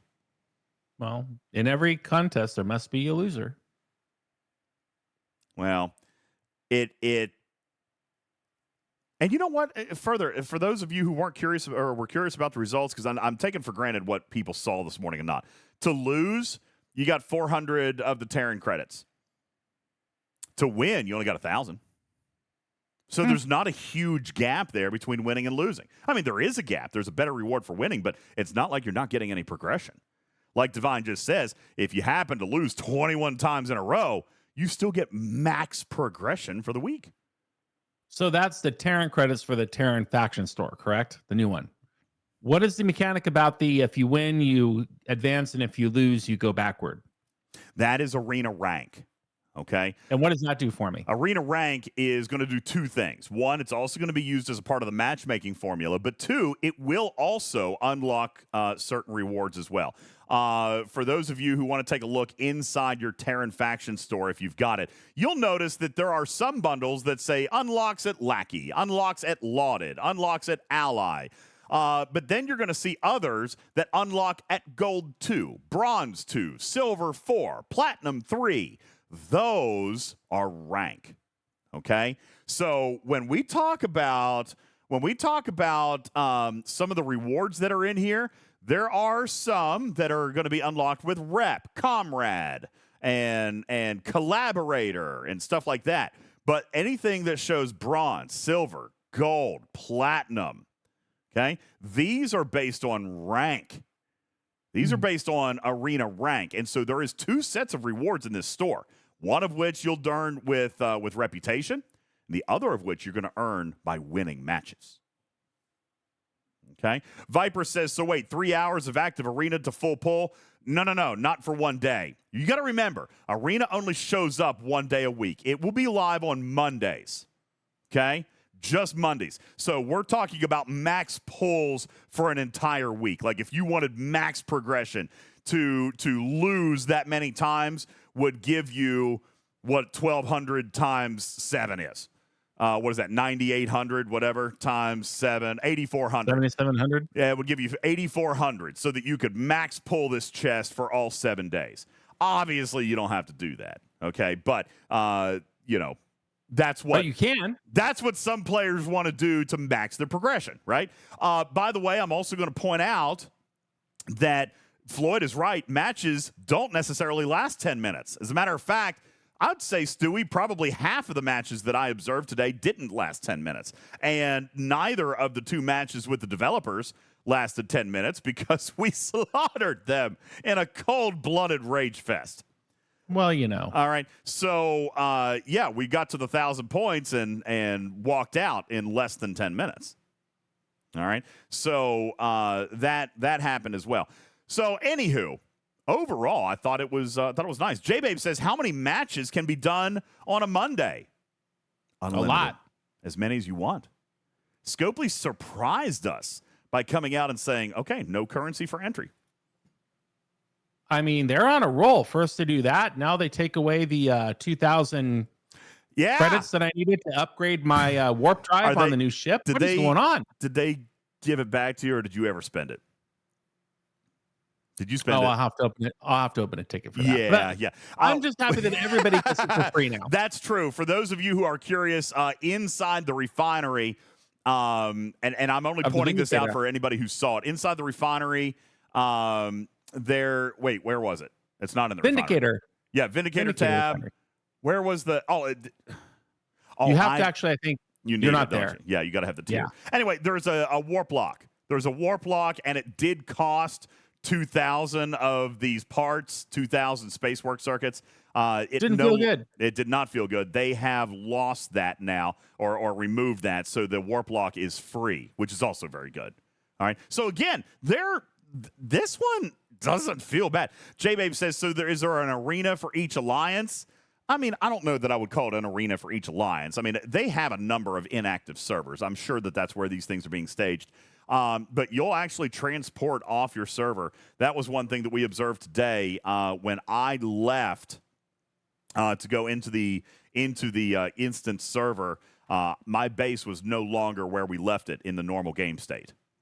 Ooh. So normal incursion rules apply as far as an incursion reload. When you come back, if your planet spot happens to be full, it'll find you somewhere else in that system. If the system is full, it'll find you somewhere nearby. All right, so normal incursion relocation rules will apply because you and your base, your entire account, was removed from the game server. Okay. Stewie says, I got FOMO on the second match. So do you want to know what went wrong today? I will tell you something that went wrong. Now, they're working on it. But one thing that went wrong, and I don't feel like this is a bad thing to say, because, by the way, I don't know. If you're on APAC and this happened to you, raise your hand, because I would imagine I wasn't the only case, but maybe I was. I actually did get stuck on the transfer after coming back to the server after the arena match was over. I did get lost. Okay, my account got lost. So while they were working on it, I did not get to play. So cataclysmically terrible. My account got lost. But I've been working on it for 5 years. I get it's gone now. Well, no. Let me rephrase. I didn't get lost. I got stuck on my transfer back in. All right. I got stuck on my transfer back in. So Sunday says, no transfer issues here for me. It was a nice surprise. I got one. I got one. So I tried to reboot. Hypno says the CC is the only person this happened to. Well, if that's the case, I'm happy because my job was to break it. That's why you play in a test, is to stress the system, to break it. That's why I felt I was there, Griffin, was to not only test and learn and figure out the mechanics, identify problems, but I intended to try to break it. And I was changing key bindings. I used the community patch. I did all kinds of stuff, and I broke it. You're always good at drilling down to all the little scenarios and beta testing one at a time until you find a failure, and a failure you found. I There you did. go. I did find a failure. The good news is I don't know that anybody else experienced the failure. Divine says as soon as the next match started, you would have been transported to the next. Here was the problem. I couldn't start the next match. You want to know why? Why? I was squad leader, and I got stuck on my transfer back, so I never got the window. So then when I tried to reboot the client, I couldn't get in. I could never get back because I was squad leader. I wasn't able to start the next match. Oh. Yeah. What are you gonna do? So in that case, everybody had to leave my squad and then start their own squad because I broke the squad. That's right, Divine. I ran the squad leader in that one. So Mimi says, so in other words, Scopely, you backed the wrong horse for squad leader. I don't know about that. I was trying to break stuff. I broke stuff. Mission accomplished. All right. So, yeah, you know. In your defense, at least you woke up and were there on time to participate. Good job. I was. I did wake up on time, and I was there to participate. That's right, Savage Darkness, like a true tester. I was trying to break stuff. But yeah, I mean, all in all, I felt, what, Tarpy? Why are you sighing at me? That was my job. You don't go into a beta test trying to be easy, soft cotton socks on it, all right? You break it. You go in and you break it. You can't stress test the system without stressing it. That's how it goes. So Did you say cotton socks? Cotton What socks. Cotton socks. Let's see. Tarpy says, is this the feature they've been taking money from us for a year so they don't have to monetize it? Oh, no. They're going to monetize this feature. I believe, so based off what I saw today, there's no doubt, Griffin, that they're going to monetize the faction credits. Absolutely no doubt about that. I fear that they might monetize those instant repair tokens a little heavily, which is why I'm really trying to push for the timer to be dropped down a little bit. I don't mean monetize, but I don't think they're going to be cheap in credits. Well, you know, considering that you can bring a third ship in while the first ship is repairing, if you come into it with a strategy, I don't see you being compelled to break the bank on having a ton of those readily available. It's just about strategizing and having a 3-ship or a 4-ship plan. I don't see them making a lot of money on that feature for that reason, especially nowadays with how many different versions of PvP crews we have and Armada crews we have. Yeah. It's very possible to have 3 to 5 ships all queued up, all stacked up, all crewed up. And, oh, man, I need to instant repair this ship because I need that officer. I don't think we're in there anymore. We're just not there. Well, maybe not. If I'm being honest with you, there's several opportunities for primes here. There's several opportunities for enhancements inside arenas. You know, I love how it's set up. I don't want to get into monetizing this, and I certainly don't want to get into pay gapping it, because right now it's a very balanced feature. PvE stands a chance. Lower ops level players stand a chance. This is everything Incursions was supposed to be. In fact, you said the word feature. I'll go a step further than that. I don't even think it's fair to call it a feature. I think it's more fair and accurate to call it a benefit, because this is something that we are getting practically for free, that we can test our PvP loadouts on. We can bring our ships into everything we've always wanted to do. It is truly a benefit of participating in this game and building up a fleet of ships and tiering up officers. It's the sandbox that doesn't cost you in the really real world all of your resources to repair all these ships, and you're benefited by a currency and a store, if you will, a faction store to maximize your participation. This is nothing but a benefit to play. Yeah. Mariah says it's not balanced if the other team is higher level than you, and that's where I disagree, because you can outsmart a player regardless of their size, and you can outrun a player regardless of their ship power. You can avoid a player regardless of their ship power. And we've even in tonight's show given you 2 or 3 strategies at how to score points without being interfered with by a whale. You also got to think in comparison to incursions, right? They're limited to 2 ships. There aren't nodes that you have to sit on that you can't remove them from. You're not flooding a system with 70 alliance members with 7 ships each. I mean, there's 10 ships you got to worry about. And it's much easier to avoid 10 ships than it is 300. You know, And until the brackets are properly separated, you can't expect a so-called, a Pee-wee team to beat the LA Dodgers or something. I don't know why I chose the LA Dodgers, but well, yeah. it's not. You're not unfair. We've been issuing this warning, not from a Defend Scopely standpoint, but just from a public awareness standpoint. Matchmaking is a pretty terrible mechanic in every game. Okay, it's never good. It doesn't matter what game you play, you're always going to be matched up with people that can wipe the floor with you. Sometimes you get good matches, other times you don't. Today, Plugster got 1 match. I think it was the second match, wasn't it, Plugster? Was a terrible match. You went up, I mean, they were all G6. He went up literally against 5 G6 players. It was a terrible match. And they got smashed. It was 1,000 points. I'm not kidding you, Griffin. It was within 5 minutes. All right. They just got tanked. All right. They got. But you know what? It happens. It happens. And you know what? They got out of it quickly. Didn't cost them anything, and they moved on to the next. There you go. Matchmaking is going to go your way. Sometimes it will not go your way other times, and Scopely will not be an exception to that. Okay. They're just not going to be an exception to that. Blizzard doesn't have good matchmaking. Microsoft, Nintendo, none of them have good matchmaking. All right, it's going to be terrible all the way around. But you could, but once players play in this enough, and arena rank comes in, Marias, I wasn't saying it's balanced as far as matchmaking. I'm saying the ways that you can score are balanced with the ways that you can deny. Okay, let me that's what I'm trying to draw the attention at. You are not forced to go head-to-head PvP with whales. Don't do that. If you're a player that is going to be mid-level, that's going to get smushed, then play smarter. Don't go head-to-head. Play avoidance.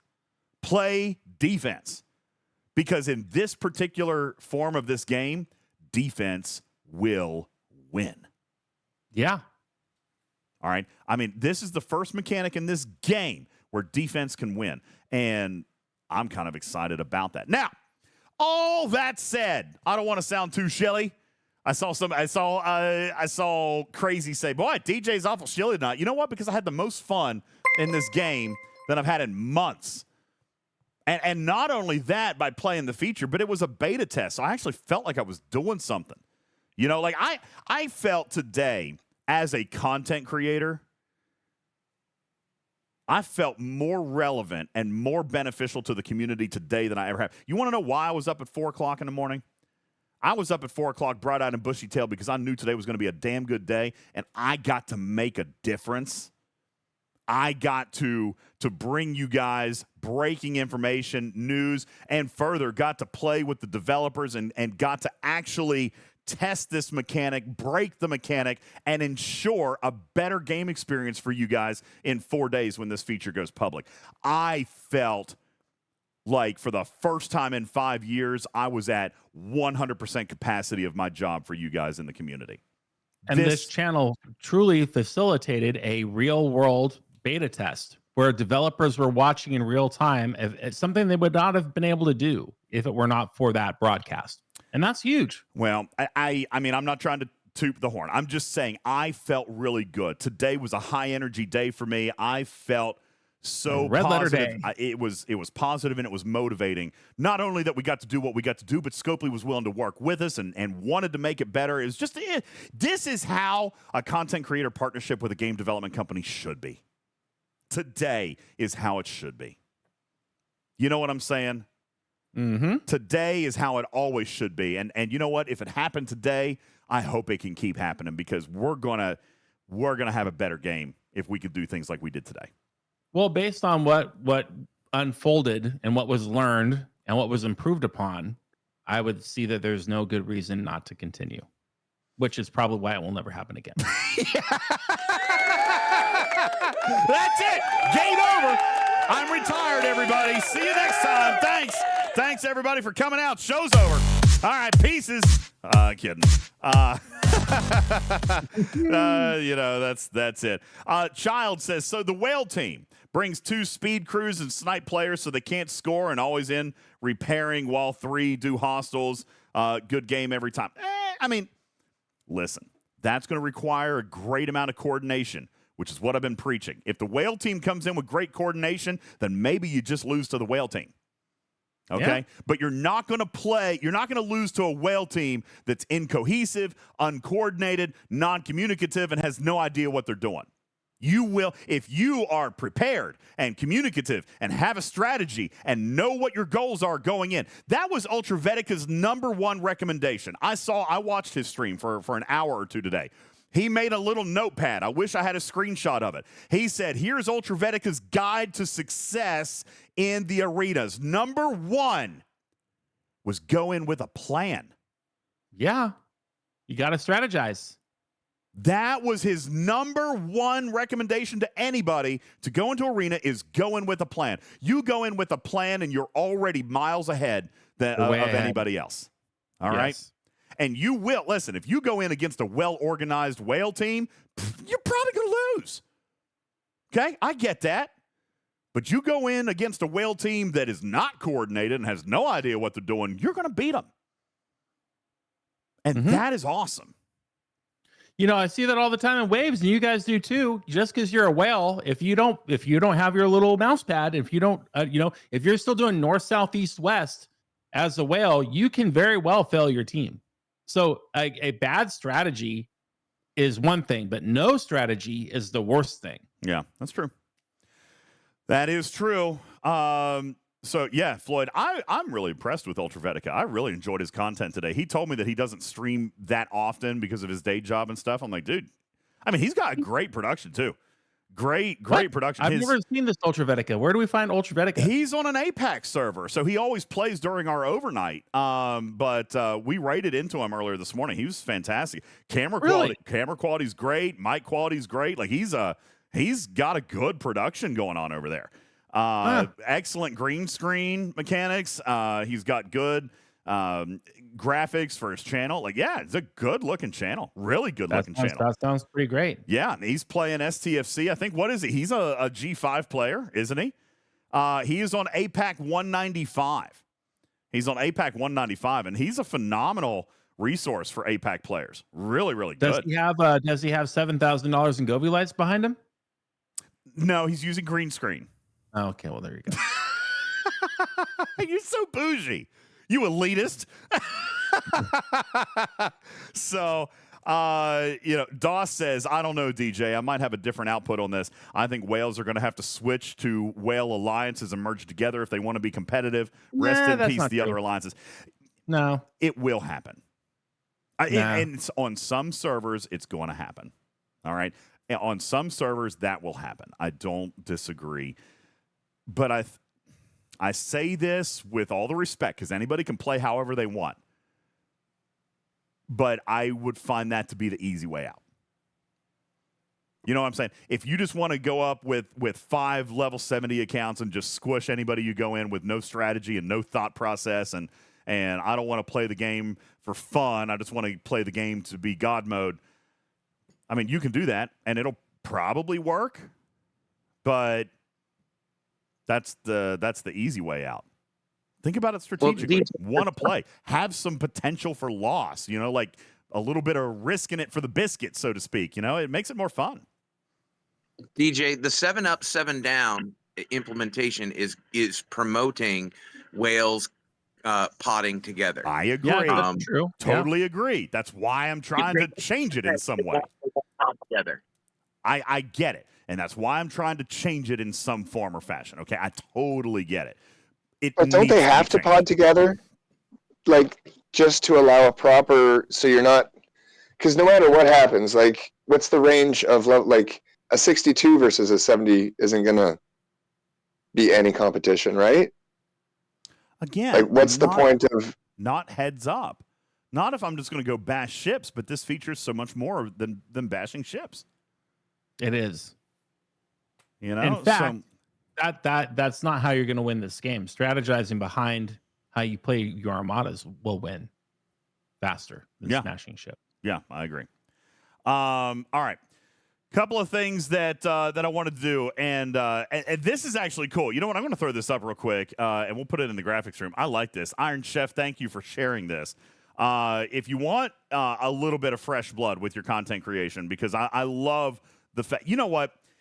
People always come and say, Griffin, oh, the game is dying. The game is dying. Oh, yeah. People are quitting in hordes. The game is dying. But you know what we've seen?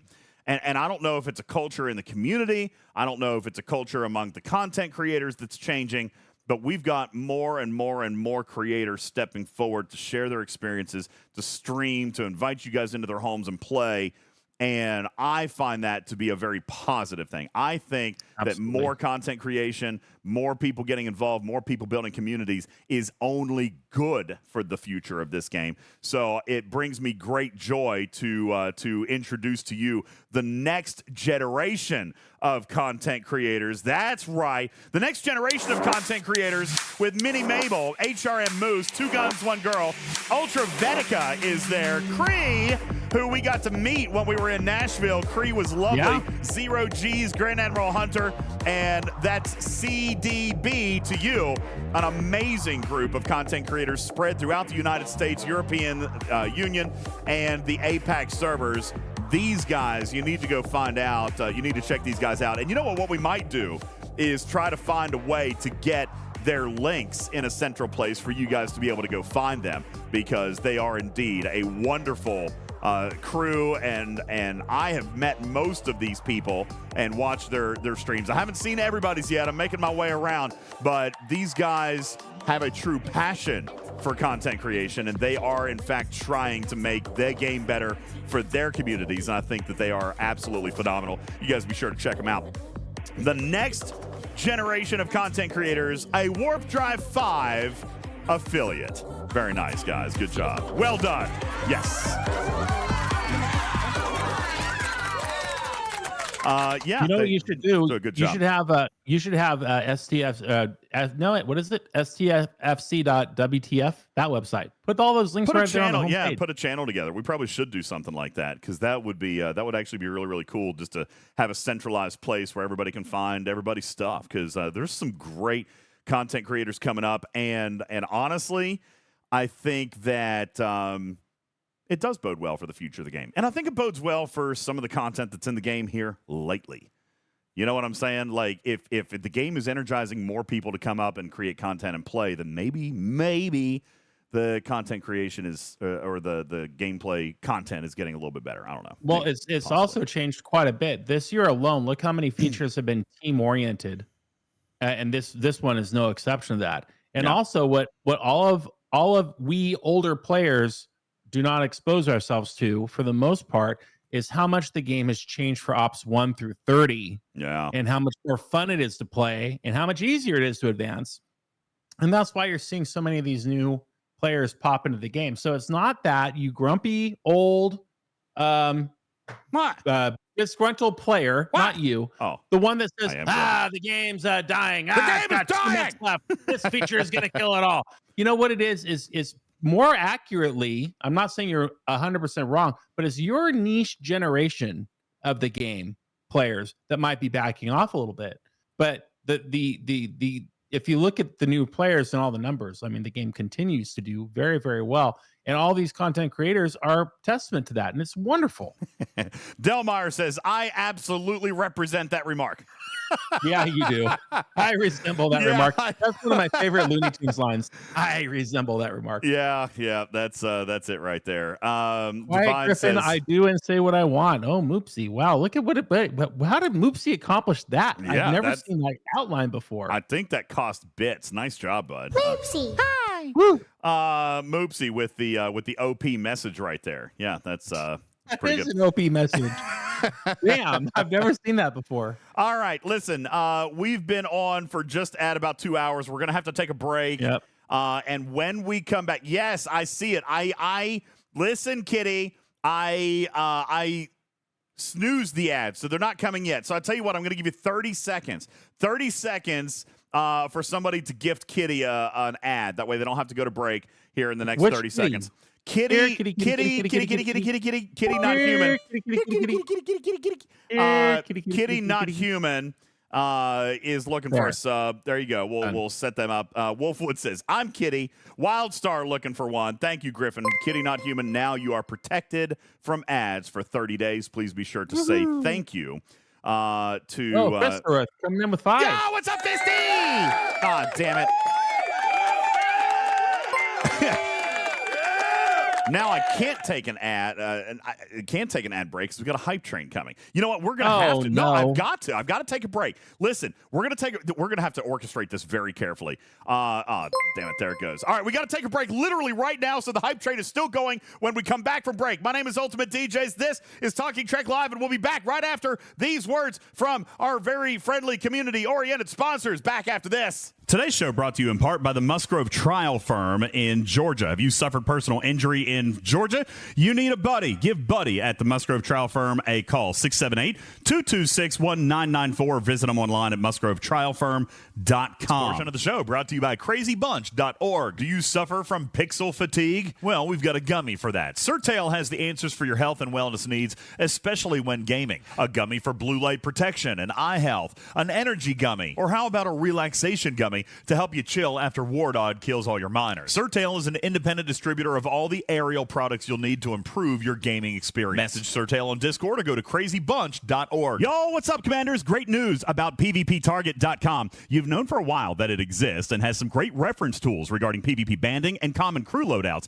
but they've recently launched brand new tools on the site, including a brand new cargo calculator page as well. This isn't your typical max cargo style calculator, but a brand new, unique tool that identifies the timer until you go over cargo. The game timer might tell you how long to zero the node, but how long until your miner is at risk? You can find out now by using the brand spanking new cargo calculator at PvPtarget.com.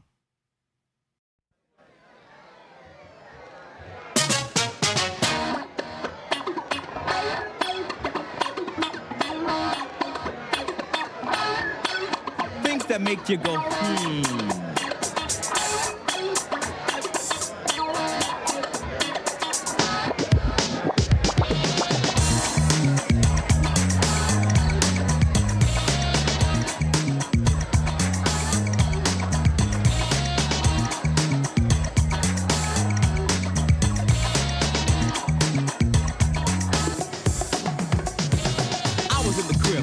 by the fireplace, drinking cocoa on the bearskin rug.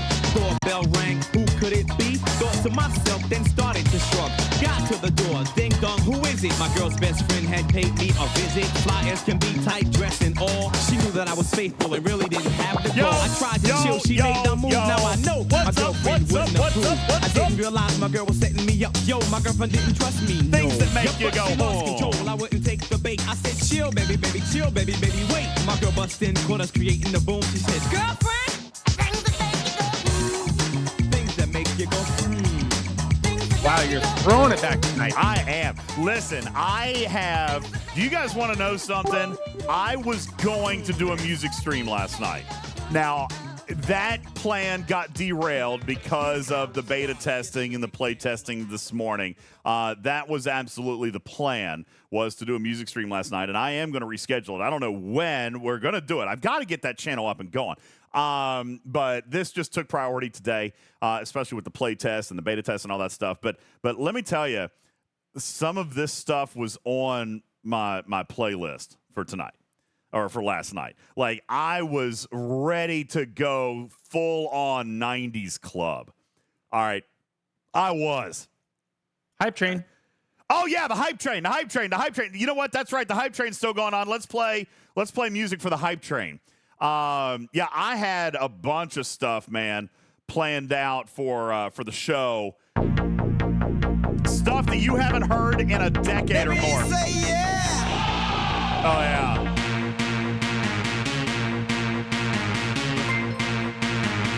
It's time for a hype train.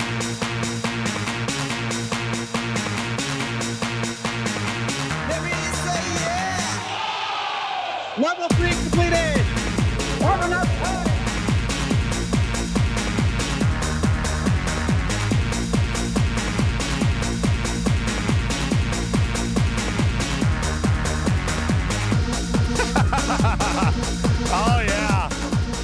Yeah, I had a whole playlist ready to go. It was gonna be like 90s club rockin', man. It was gonna be so good. Yeah. Why did you stop flashing? More flashing. More flashing.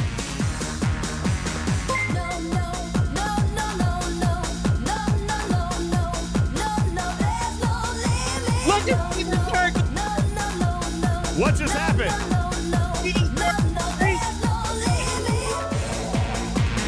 Wow! Steven Zerg, what are you doing?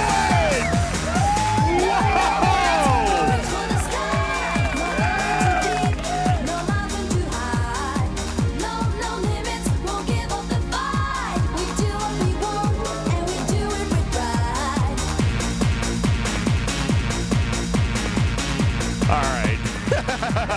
Wow. Yeah, dude. Thank you. Steven Zerg dropping 50 subs into the chat. Jonathan Wigg with 100 kitty bitties. Stealth Monkey. Jonathan Wigg with another 100 kitty bitties. Candy White dropping in some bits. Q, Shadow Wolves, Cruzito, Jonathan Wigg, Plugster, Griffin, Papa Smurf. You guys absolutely getting on with the 90s remix. Yeah, let's go.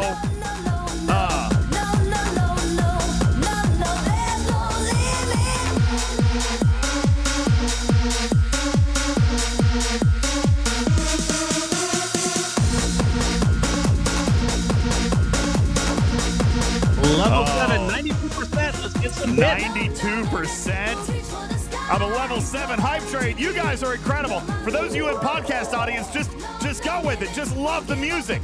You haven't heard this in such a long time. Just bop your head. It's safe. That car over to your right, they don't know what they're talking about. They don't know what you're listening to. Just tell them I'm having a great day. I'm listening to a podcast that I love, and this guy pretends to be a cat, and for some reason I don't think that's weird. But he plays good music, and I love it. Yeah.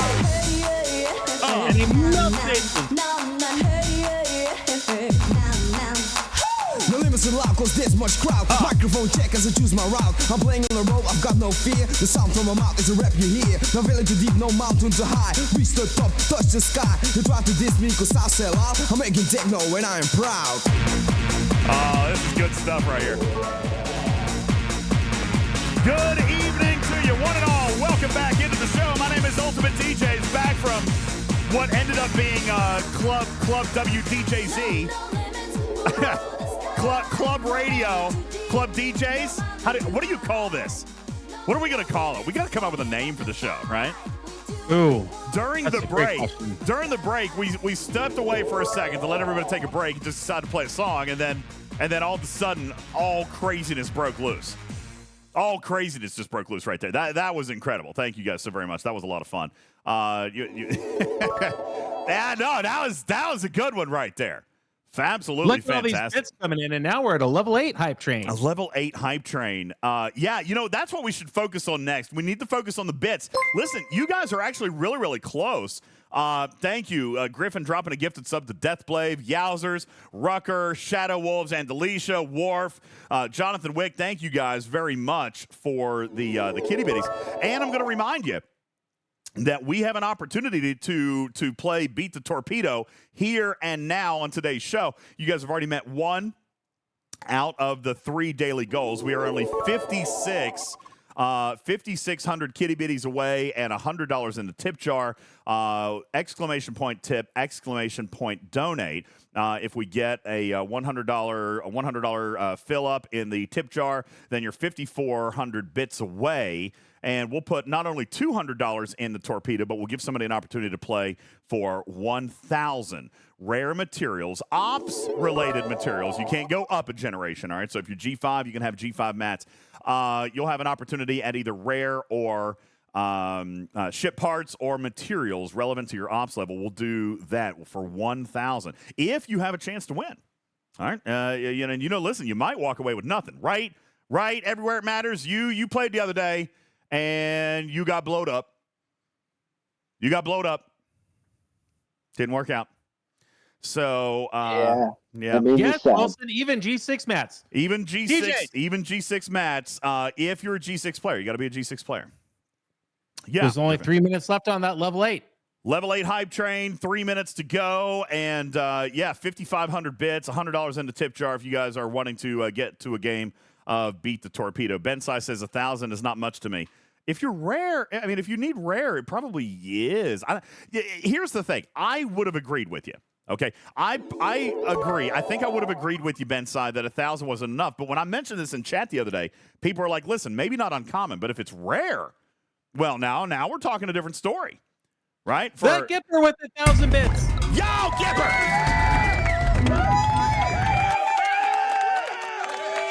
And Stock 8472 with 500 bits.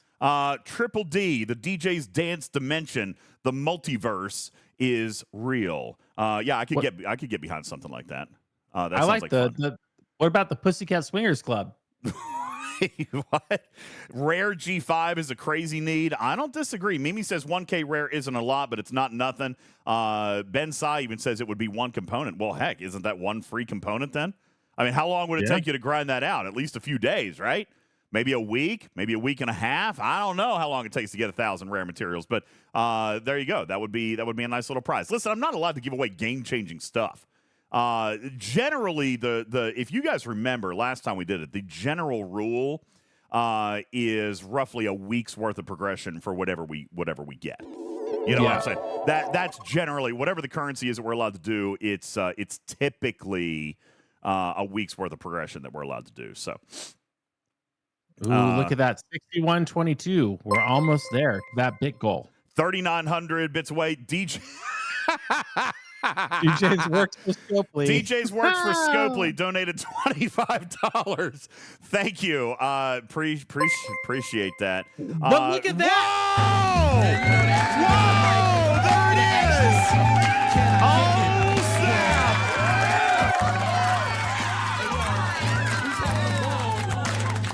They asked me to get on the mic. Yeah. And they asked me, Anonymous dropping $100 into the tip jar.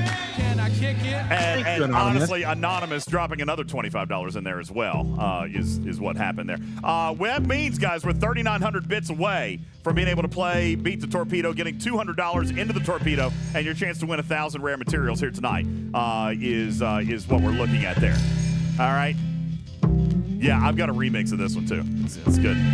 Nice. Yeah. What?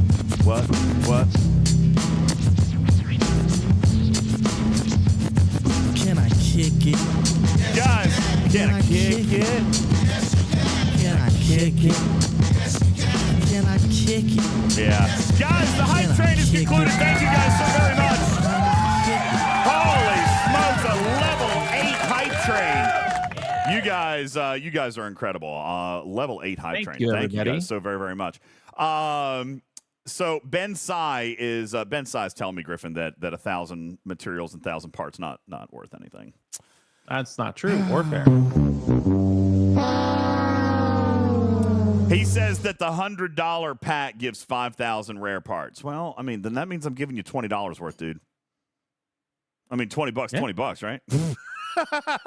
I mean, right? Free mats are free mats, dude. I mean, I don't know what to say. $20 free. You don't have to play if the prize is piddly. You don't have to worry about it.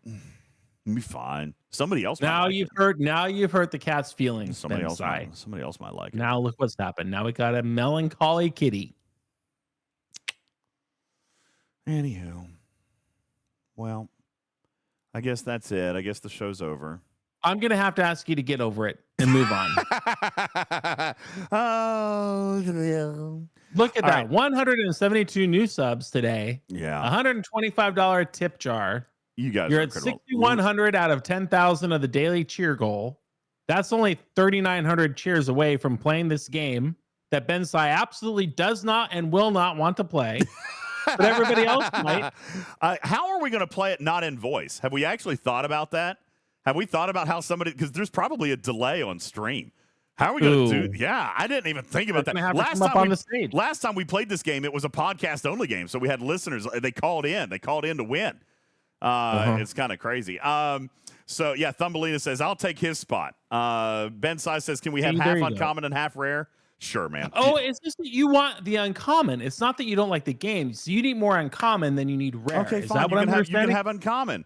You can have In uncommon. that case, but if a that's your $100 choice. pack gives you 5,000 rare, how many uncommon does it give? And you know, what's easier to get? Like, I mean, do you want 1,000 uncommon? Because I'm probably going to be limited to 1,000, whatever it is that I do. I could also go back. You know what I still have? I do still have the prize wheel here. All right. And we could go back to this. You know, listen, we got 28 loyalty tokens, badges, rare directives. Do people still need this stuff? Formation directives. We worked very hard on that board 6 months ago, and then you never used it. Jump juice. We got jump juice on here. ISS jelly blueprints. Okay. There's epic directives. Who keeps touching the marker? It's a temporary marker. Yeah, probably Oliver. I mean, it's sitting here in the studio. It might even be the Mouse family. It's probably the mouse. It could be. It could be the Mouse family that have played with it a little bit. But yeah, it doesn't even spin that good. I'm gonna have to fix it a little bit. Anyway, oh, look at that. That's a broke down wheel. Yeah, it's. I mean, I can make it look a better. I just got to loosen up. I got to loosen the nut. See, look there. That's better. There you go. There you go. See, just needed to loosen the nut a little bit. That's what she said. So anyway, we got the prize wheel. If you guys just want to go off that, so you know. No, we want to blow up the torpedo. Well, I'm saying, like, you know, maybe whoever wins the torpedo gets. Yeah, I get it. Okay, whatever. Are we still doing phrasing? Nah. Who does that? Okay, phrasing. Listen. Do we have any information that we wanted to share with the Vindicator? Because we're actually coming close on our time. We could share this for another night. However, what I did want to point out, okay, I've got 30 seconds of editorial. This was actually a little bit frustrating to me today. But I am giving grace only because I know why people would have said what they said. So yesterday or Tuesday, we came out and we said, okay, the day one ship pack is up. But even I said, I don't know that it's worth buying. Why? Because we don't know what the refinery is going to give. We don't know what the Thursday event is going to give. So if it gives 300 tokens a week, then the refinery sucks, right? But if it's going to give 1,000 or 1,500, then the refinery is probably good. It might be worth getting. We said that we weren't real sure, and we wanted to get the answer to people before the special day one pack disappeared. I posed the question Tuesday night into the developer chat, but I wasn't able to get an answer while we were on the air. As a matter of fact, the next morning, the LA office responded, but it wasn't until almost 11 o'clock Eastern, which means there was very little time to get that information out. So not enough time. There was not enough time. So my message here was this. I'm going to give you the time, okay? Cruzito says they failed on purpose. I don't know, because they came back and, in my opinion, made it right. Okay, here's what I wrote.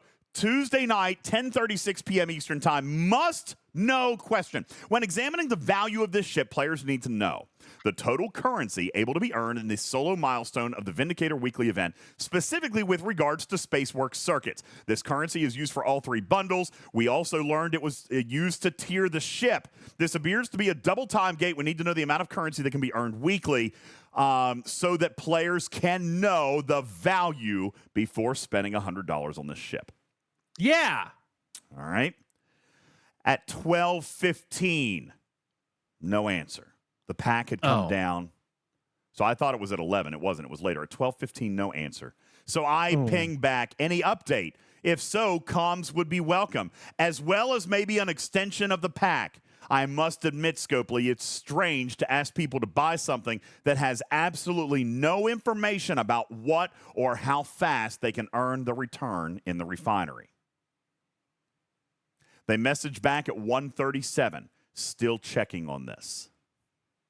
Okay, well, at least you know. At 2:31, checked with the team, and the total currency from the weekly event will indeed provide enough Spaceworks circuits to max pull all bundles for the entire week, which, by the way, was a great communication. We did not expect that. No, we did not. Further, DJs, it seems as though the Spaceworks circuits for the warp lock tokens was unintended. This cost will be removed. Well, that's the good part. Oh, my God. Excellent news. So 2,100 per week, and we no longer need tier currency. For 2,000 per level. For 2,000. Yes, I would recommend an announcement. I would also recommend relaunching the day one pack for another 24 hours, as this was a huge red flag, and some players were simply not willing to buy without knowing what they were going to receive for their purchase. Yep. Okay, DJs, we'll take this under advisement. Literally, only 20 or 30 minutes later, Hammy came out into the store. Let me see if I can find it. Right here. So this was at about 3 p.m. At 4:36 p.m. So it was a little bit longer than I thought. Time flies when I'm at work. Hammy comes out, says, we wanted to give everybody information on the Vindicator and the weekly event that's running on Thursdays. Completing the weekly Dimensional Breach solo milestone that runs on Thursdays will, in fact, give players enough circuits, 2,100, to claim all chests in the Vindicator refinery for the week. After listening to player feedback, we will also be adding back the Vindicator launch special pack to the store for players who might not have purchased it on day one. That is exactly what I asked for. Now, what I saw in the chat was people like, oh, sales must have been bad. They must not. Listen, I'm not supposed to know everything that I know. Shout out, Crodox! Oh, wow. This ship has sold better than the Protector. Now, some people didn't like the Protector either, but I mean, this ship has not been a slouch. And we don't even think the ship is good! Right? Oh, no. You know what I just realized is that they also put the upgrade tour pack back in the store. It's not a bad thing, right? No, that's the thing that I get to, instead of getting stupid 10,000 parts, I can get 20,000 or more. Don't do it. I can get 20,900 parts. No, that's not what that was. I wasn't. No. Wait, Griffin, don't do it. I can. It's just, but 20,000. 20,000. Just chill. Just relax. Settle down there. Settle down there, whale. Settle down there, Moby Dick. Oh. You have to say it in whale talk. I'm looking at the whale cam right now. Do you have your whale cam turned on? We're going to hold you accountable. Get out of that! No! He did it! Oh my God! He did it! Oh my God! We got to see just in time, folks. We turned on that whale cam just in time. Oh man! Oh my God! That is terrible. terrible. What that means? That means I can go right back into here and go click on this ship. No. Oh, God. Eat that up and just on those. Right. Oh, look at that. It's like Green Arrow. I love that Green Arrow. Anyway, upgrade. How many has he bought? I don't know. Like four now? Where's the warp one? Was that the warp one? Yes. I don't know. It's a ridiculous guy. Got some shields over there. And anyway. The armor on. Definitely need the phaser turret. I get it, Cruzito. I don't disagree, man. A railgun. Oh, I like a good railgun. I don't disagree, dude. Not Cargo a bit. bay. So anyway, long story short is they did exactly what I asked. And while I do acknowledge that there was some people in the chat saying, oh, well, you know, this or that or whatever, they did what we asked. We wanted information. We wanted to be able to make an educated decision on purchasing this ship. And this was what you guys asked for. It is more than a 30-second editorial. I'm just saying this is what players asked for. We wanted to know. 6 minutes and 55 seconds. All right, I'm done. Fine, whatever. You guys wanted more information and clarity on your purchase. We got that. Scopely provided it. Then they allowed you to remake the same purchase so you didn't feel the FOMO. 7 minutes, in and out. I can't believe you couldn't last 2 more minutes. Thanks. Thanks a lot. Appreciate it. I can't believe you couldn't last 2 more minutes. Thank you. What was in the day one pack versus now, Plugster? Nothing. They relaunched the day one pack. Now, I think it's going away in roughly 13 more hours. So they basically made it a day 2 pack. All right, they did day 1, day 2. What's in the day 1 pack that you don't get in the regular unlock later? Wasn't it the this is not the upgrade pack, guys. This was to buy the ship. To buy the ship. There was extra materials in the I know what's in it, but okay. Ooh, look at 600 that. of the things that you get from the event. Tarpy says there were extra officer shards and stuff. Oh, is there officer shards too? I got to be honest with you. Yeah, Mazriad Vial shards, I guess, says Tarpy. Can I be honest with you? I don't know. I didn't get to see the pack because they granted my ship before the event launched. So I didn't get to see it. They just told me that there was a limit day 1 pack and that it was going to go up. And you know what? In fairness, Caledon, here's why you're not going to see it there. Here's where you're not going to see it there, because today's day 3. It disappeared at noon today. They made the announcement yesterday, and they extended the day 1 pack for 1 more day, which would have been for yesterday up until event reset today. Any hoodle. So that's what I wanted to share. That's why the ship pack came back out, and that's why I just wanted to address that. I know some people were being a little bit critical, but it is what I asked for. If you want to shoot the messenger, I'm right here. Okay. Who has 800 million Latinum? Is that what he's sitting on? What? You have 800. Close that box right now. Are you I sitting also on just got 1,000 mirror premium dust. Look at that. Ooh, and more Vindicator parts. I don't even know how I did that. That's such a happy day. Yes, he's got 800 million lat. Oh my gosh! By the way, okay, we're getting into the filler part of the show. Listen, we only need 3,900 more bits. We can play Beat the Torpedo. But I can't stay on here very long, so I'm gonna stop filling time. But I'm gonna tell you one story. I'm gonna tell you one more story real quick.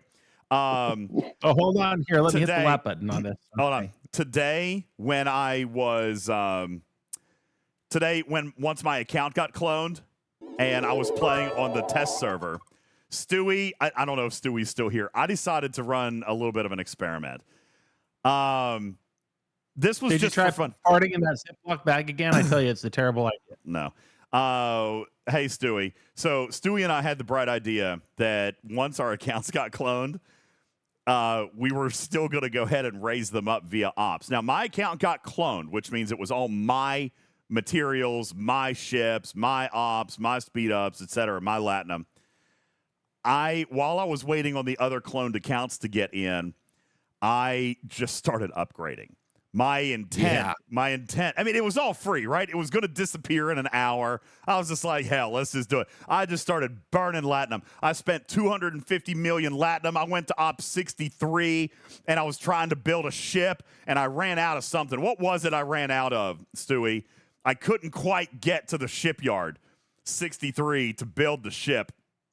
But I pushed ops, and I realized, oh my gosh, I did this with all my own stuff. Like, I could literally be Op 63 like tomorrow. And oh, that's right. So, by the way, guys, I got a little bit of insight. I probably shouldn't share this, but I think it's harmless. I think it's a funny story. I found out how they do transactions on the test server. Like, you know, if there's a bundle pack and they're testing a bundle pack, right? So they have their own version of like the Exola store. So when you click on to buy a pack, it still pulls up the screen and goes to an Exola pack, but it says you're in a sandbox environment. Please select a test card for your department. Ooh. And by the way, my screen was being shared with all these devs, so I just started choosing test cards and tried to start charging packs to their test cards. One of the devs was like, "Oh my god, please stop! No wait, please stop! These are testing. These are actually all accounted for. Like somebody somewhere actually gets the bill." They're like, someone somewhere is going to get a transaction list. Like, please stop. They made me stop. And I was just ringing up charges on their test cards. I didn't realize. I thought they were actually test cards. But no, I, in fact, actually spent hundreds of dollars to on their company cards on a test account that's not going to exist tomorrow. I'm sorry. Probably gets reviewed by the same CFO who got the $300 worth of M&M bill. What is going on in that LA office? I didn't. I'm so sorry. I didn't realize it was real money. And I forgot about that, Stewie. That was so funny. Stewie, it was his idea. He was like, hey, check out and see what's in the pay store. And I looked in the pay store and there were all the packs. I was just like, oh, okay. And I started clicking packs. It wasn't until like the second or third one of the devs came out and was like, DJ, can you not do that? Hey, they should have said something in the first place. Oh, God. I know. I just set back research and development 6 months. I'm sorry. Good job, buddy. Oh, God. Oh, so funny. You know, here's the thing, though. The only reason I did it... an announcement, no more M&Ms in the store. They have no money for the M&Ms. Oh, no, they don't even bring M&Ms in there anymore. They're permanently banned. Boss is calling. Be right back. Okay. The only reason that I was doing it is because I knew I couldn't. I mean, it wasn't going to come back. At that point, my account had already been cloned. So I knew I wasn't going to keep anything. That's why I just decided to blow everything. I was blowing everything, and I made it all the way to Op 63, which, by the way, was a lot of stuff. You got to get all your dry docks and defense platforms. It was like when you go to 60. You know, for any of you G5 that are waiting to go to 60, might as well not wait on the generators. Might as well be working on those. You got to get everything up. Everything. 63 was the same way. Every generator, every vault, every warehouse, every defense platform, every dry dock had to be 62 before I went to 63. It was terrible. It was awful. Took me forever. That's why I could only get to 63. 66, same way, says Pixelate. Yeah, it's rough. All right. Here's what we're going to do for the last few minutes. Anybody have questions? Anybody have questions about the play test, about arena scoring? I know somebody asked earlier about the scoring. I can put that in the graphics room. I do not have a good image of it. I'm sure Jules or somebody can make a good image out of this, but right now it's just, I just wrote it in text. The dev team said that they were going to try to put it on a card and put it into the game somewhere. Excuse me. But it wasn't present in the game. So if you need the scorecard, there it is. I'll put it in the graphics room as well, and it is on your screen. The time is 11:05 p.m. Eastern time for the scorecard, and this does not matter how many ships are in the circle. Commander Green says, what activities did you do in the arena for scoring? Oh, good question. It's right there on your screen. Freighters, 1 point. Cruisers, 3 points. PvP, 5 points. Solo Armadas, 25 points. Group Armadas, 300. The timers on the solos were 30 seconds. The timers on the groups were 90 seconds. Speed ups did not work. It's too small. All right, I'll blow it up. There. Is that a little bit better? Speed ups, Armada speed ups did not work. So you actually have to, defend those for that period of time. Divine says they may put it in a tooltip or arena info. Yeah, I'm sure that's where they're going to put it. To be honest with you, there's not a scorecard. There's not an event card. So it wasn't, I think that might have been why it was overlooked. There's not an obvious place to put it. So I think they're going to probably put it up in the info button or something like that. Can you solo the group armadas easily? Absolutely. You are not intended to die in PvE. I mean, I don't think a Rialto is going to do it, but tallies, protectors, voyagers, they're all going to be fine. You cannot cloak, Nura. Cloaking is disabled. Cloaking is disabled. Okay, so no cloaking allowed in the system. So you're actually going to have to engage. You're going to have to defend your armada. How many points are needed to win the arena? 1,000 or the highest score after 10 minutes. It can end sooner than 10 minutes if somebody hits the score to 1,000. If nobody hits 1,000, it'll be the highest score after 10 minutes, and then it'll time out. Okay. Hey, DJ, I hate to interrupt actual helpful content in this podcast. Uh-oh. But, yeah. I have to hit the road I'm being called elsewhere. I wanted to say thank you for all the well wishes and all the thoughts and prayers for me and all my Florida brethren, and so many people checking in and saying, are you okay? Are you alive? Are you safe?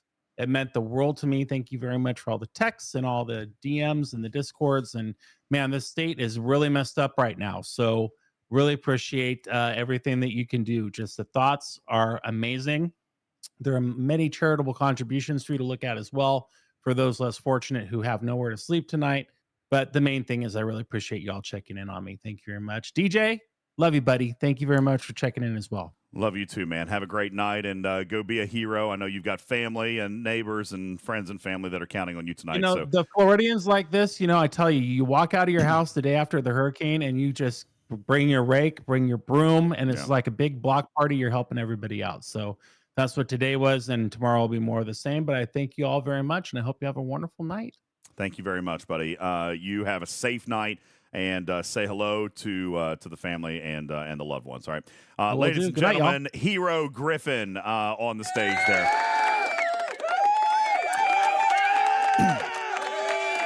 And honestly, with that, we will probably get ready to bounce. I hate that guys. This would be such a waste. I mean, I appreciate the generosity, and I don't mean to sound ungrateful, but we've got to hit the third goal. You guys hit 2 out of the 3 goals. If we don't hit the third goal, then it's a waste for Beat the Torpedo. We've got to fill it up. 3,800 bits away, and we will give away 1,000 materials here tonight, and we'll do that. Okay, 38. What is 3,800 bits? Actually, what is it? $38?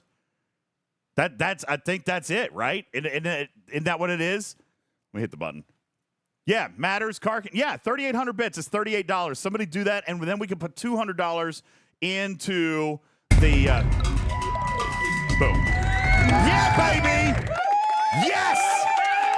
All right. Now here's the deal. How do we actually do this? Do we play a game of marbles for first place, and then first place has to come into voice?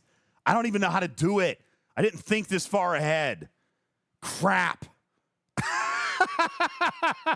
I didn't think this far ahead. How do we do it? Do we want to do a Moobot drawing? But then that person's going to have to come over into Discord and get in voice, because I feel like I like the marbles and then make them come in voice. And then when we come to the point where we have to decide if they can come into voice, we'll reach that hurdle when we get to it. And you know what? Here's what we'll do. Karkin, here's what we'll do. We've got Karkin on the stage. We got Aaron on the stage. We got Putz on the stage. We got Matters on the stage. So here's what we'll do. If you absolutely cannot come into voice, then you can proxy one of the panelists to play for you. Is that fair? Is that cool? If you can come into Discord, great. But if you can't, then you can proxy one of the panelists to play for you. Maybe. All right, but you'd have to trust them. Yeah, I mean, you got to really trust them, right? So we'll give it a shot. Here we go. The game of marbles is afoot. The track is called Shattered Dreams, and exclamation point play will get you in. This is live for the studio audience. But podcast players, don't worry. You guys have earned $200 into the Torpedo, which means coming up at the end of the month, you will have a chance for real cash prizes. And those winners will be drawn from the Spam It Room. We'll be opening the Spam It Room very, very soon for you guys to start qualifying there. So congratulations to those of you who got the stream goal set up. You guys get one extra chance to play today for the materials, and we will add the $200 into the Torpedo for the entire community to win later on in the month. So thank you guys so very much for that. That is so very, very kind. I'm trying to find where I can update the stream goal. Ah, there it is. Okay, Beat the Torpedo earnings is now $300. Congratulations to you guys. Appreciate that. Good old boy. Thank you. Thank you very much. That way, podcast audience has a chance to play. Twitch audience gets extra prize because you guys hit the goals. You guys are incredible and phenomenal. Don't forget about the Patreon. That's an extra way that you guys can contribute. Those of you in podcast, the Patreon is great. It's awesome. All right, exclamation point play. 10 seconds on the clock. This will be a very quick game of marbles. We'll play the game of marbles, and then you'll have a chance to come up and play a game of beat the torpedo for up to 1,000 rare materials and/or ship parts. Let's see what actually happens here. Delmire in first place, taking the lead early. There's Agenor, Hercules, and Shadows of Blue. Coming on down the first stretch, there's Delmire, Shadows, and Agenor taking on the right track. Hercules in second place. Are we literally going to watch you do this? Huh? Oh, dang. Thanks. Sorry. There you go. Got it. Boom. There we go. We're on the track now. Candy White in first place here. Agenor, Evil Smurf, and Shiny right up on their tail. Thank you for the heads up. That would have been really bad, right? That would have actually been really epic. That would have been really like, we've done that. I have done that once before on accident. I did do it. Just keep it off until I won. Yeah, I did that one time before. Lieutenant Commander Vinny taking on first place. Delmire and Martok now coming into second and third, respectively. But we're coming down one of the final stretches. There's Delmire up top. He's coming on down, but there's Babes, Candy White, and Mechrack coming into a very dangerous area of traps. Delmire making his way right through that final trap with ease. And here he comes into making the final jump. But there is still one last trap where he could get hung up. Delmire in a commanding lead. And so far making his way through the trap relatively easily. There he goes, continuing on. But he's not out of the woods yet, because right here he could indeed be jumped right off the track. But that is not the case. Delmire comes in first place with the big win and has a chance to play Beat the Torpedo. There you go. Congratulations to you, Delmire. Now, Delmire, you've got a chance to come in and play a game of Beat the Torpedo. You can come in and play in voice directly. If you're unable to play in voice, you can proxy one of our panelists to play for you. The rules of the game are simple. There are 2 torpedoes, one of which holds an entire 1,000 materials. The other holds less. You've got a 50-50 shot of winning the jackpot, but you don't know which is which. You're going to choose a torpedo, and then we are going to set a timer. As that timer proceeds, I am going to read varying amounts of materials in an increasing fashion. But if you do not signal, if you do not stop the countdown, then you will blow up. If you say stop after I have read a dollar or read an amount of materials, then you'll win those materials. That's right where you stop. You're safe. You won. But if you push your luck too much, you might experience that torpedo exploding and you will win nothing. Those are the rules of the game. Delmire, would you like to come into voice and play? And if so, then let me know so I can get you up onto the stage, or raise your hand on the stage so I can get you in here. Let's see. I don't see him yet. Is he raising his hand? No. Delmire, waiting on you. Or you can join. All right, raise your hand. Come on over onto the stage. Raise your hand, and I'll bring you straight up. Delmire is going to come in and actually play a live game of Beat the Torpedo. That's actually going to be fun. Everywhere It Matters has played once before. He got blowed up once, and then actually won some materials on another one. But fake materials, obviously. Wasn't actually, real. All right, Delmire, hopping on in. Come over to the Discord and raise your hand on the podcast stage, and we'll get you in and give you a chance to play for up to 1,000 materials for your ops level. They can be ship parts or materials, rare or uncommon, and you'll have an opportunity to walk with that if you are not feeling too awful unlucky. Okay, so I am assigning the torpedoes right now. There's Delmire, ladies and gentlemen. Delmire is on the stage. Welcome to the show. How you doing, buddy? Doing great. Fantastic. Appreciate you being here, Delmire. What server do you play on? I'm on server 21. Server 21 representing. All right, listen, there's 2 torpedoes in front of you. As I mentioned the rules just a moment ago, one of them has 1,000 rare materials in it of your choice. The other one is less, but you don't know which is which. Delmeyer, if you would at this time, go ahead and choose torpedo number 1 or torpedo number 2.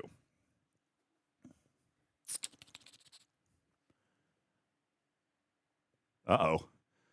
This doesn't bode well, Matters. If he can't, if he drops connection and doesn't say stop, he's going to blow up and not win anything. Delmeyer! Unless he picks the 1,000. Right here. Oh, there you are. Okay, which torpedo do you want? Torpedo number 1 or number 2? Number 2. Number 2, here we go. Fisty says... Who does number 2 work for? Fisty says, we can see no torpedoes. That's the idea. You can't see them. All right, here we go. I'm going to start the clock. That's right. They're all cloaked. I'm going to start the clock. I'm going to read material amounts. Stop me when you want or push your luck. It's up to you. Here we go. Torpedo number 2 is what he's chosen. Here we go.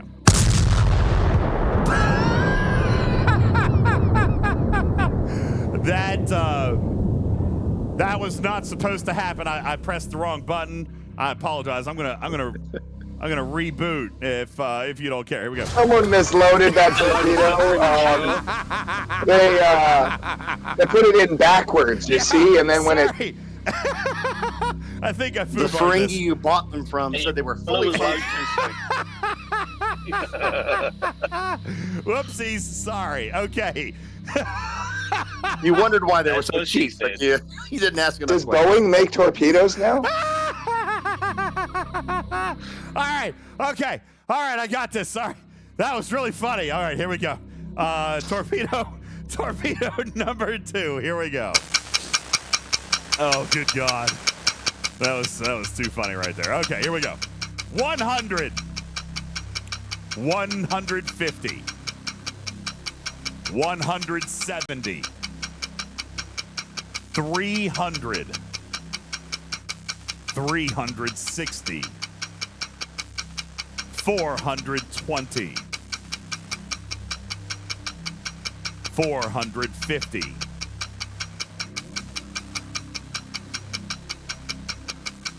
500. 580. 700. 920. I'll stop.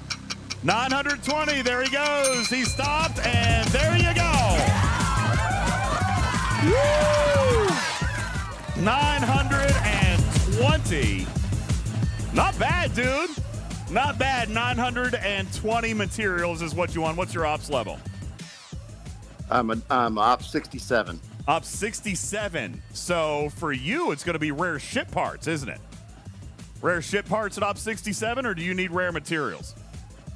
I'll take rare ship parts. That's fine. I figured rare ship parts, 940 of them.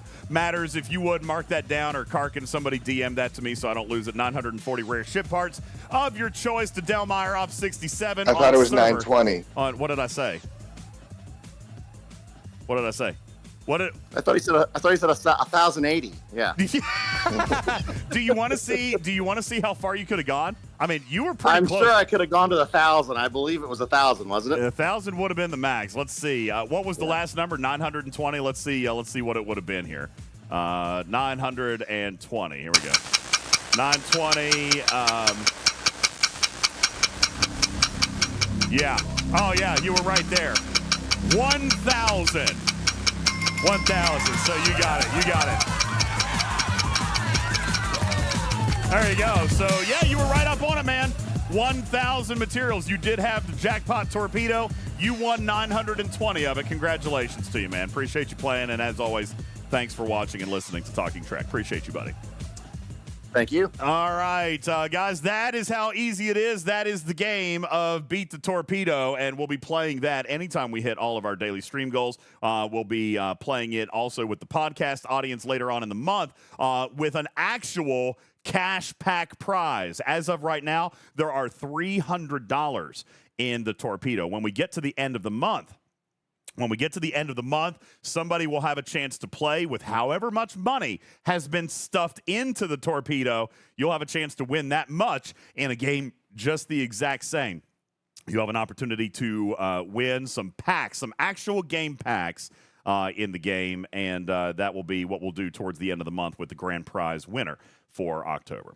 Thank you guys so very, very much. Any other last-minute questions? Did I give away battle passes from the other night? I did give away 5 battle passes the other night, and then I gave 5 more to Samo. And I tell you what, I will do 5 more in Spam It for our podcast and viewing audiences. So let me take a look here at Spam It. Let me open it up. Let's see. Hang on. I got to reset it. I'll reset Spam It. Reset. I hope it's actually working. Is the bot? Oh, my God. Are you kidding me right now? This thing doesn't work more than it works. Oh, never mind. I used the wrong command. Nope. It's offline. Okie dokie then. I guess I'll have to message about that a little bit later. No, I don't want to do marbles because I want the podcast audience to be included as well. So we'll have to do that a little bit later. All right. Thank you guys very much. Any last second questions? Last second questions on arenas, on the Vindicator, anything that I might be able to answer for you. Wolfwood says not again. Yep, no, it's busted. We got the message. Vita again. This bot. Tarpy says, when's the next pod schedule? Today's Thursday. I guess I would plan on doing one Sunday. Right? Today's Thursday, right? So Sunday. There will not be a Twitch tomorrow because I'm going to the boys' football game. I might do a music stream Saturday. There will be a pod on Sunday. Tuesday, a very, very special Twitch episode. You guys don't want to miss it. We are officially kicking off our Christmas Angel Fun 2024 with some extremely special guests that I'm very, very excited to introduce you to. That will come up Tuesday night. Right here on twitch.tv/Ultimate DJs. Thank you guys very much for being a part of our listening audience, for being a part of our wonderful community. You guys are incredible, and thank you guys so very, very much. Please visit us on our website at TalkingTrekSTFC.com. TalkingTrekSTFC.com, where you can find links over to the YouTube channel, where you can find the actual APAC playback from earlier today. You'll be able to find that playtest from the APAC servers live from APAC 188. And coming up here in the next day or so, we're going to bring you a few of the snippets from behind the scenes with the Scopely developers as well. You can also find a link to our merch store. Ain't that right, Candy? We've got merch coming up for the holidays. Be sure to check that out. Exclamation point merch in the chat, or click on the merch link from our website, and also find links to our Patreon channel there, where it is an absolutely wonderful, amazing place for you to support our channel right there at Patreon. It really does make a huge difference, and I implore you to try to support us there if at all you find it possible, and if you find the content entertaining and or helpful to your gameplay. The Patreon is absolutely the best way to do that. We really appreciate you guys. Thank you so very much. I would like to say thank you now to the Patreon members who do support the channel at a level of $10 or more per month. These guys help keep the lights on, and we appreciate you. Lord Neelix, Lady Kess, Trader, Iron Chef, Virtual Army, Mechrack, Regis, Shady Pines, Lobot, Segura, Cruzito, Ransusi, Hank, Ape, D-Chigger, MC101, Light Bull, Louis P, Grog, Archangel, Smoke, Mohawk, Jetski, Papa Smurf, Jason, Captain Jack, Vanium, Scorpionus, Archer, and Honey, and Dominus, Casey Jones, Canine Tooth, Sir Tail of Crazy Bunch, A-Fox, Judge Kren, G-Force, Maminkas, Captain Q, Admiral, Edwater, Cha-Cha War, Scarlet Hawk, DJ's got rated again, Jag and Never Go Full Tilly, Blue Mandalorian, Noxus, Exhibitor, Fermax, Dr. Link, Clueless Wood, Welsh, Gunner, Unimatrix, Gordonography Addict, Balabomb, King 101, J-Babe, Medic 213, Dark Knight, Pixelate, Buddy, Spectre, Yukon Nika, Diva Dorsal, McLovin, Griffin, Mean Bean, Thomas, Everywhere It Matters, Shannara, and Delisha. DJs, Better Refine, More ISO, Sweet and Psycho, Game Junior, Tom Collins, and Check. Thank you guys for supporting Talking Trek, a registered trademark and recorded in front of a live studio audience for distribution across podcast platforms everywhere. I am your friendly neighborhood cat person, Sam Meow for now. Love you, minute. We will catch you on the next one. You guys have a great night, and stick around for the next member of our streaming lineup tonight. Headed on over to see Scribbler in the Speakeasy, who apparently only drinks from sippy cups tonight. Thank you guys so very much. We'll catch you on the next one. Good night.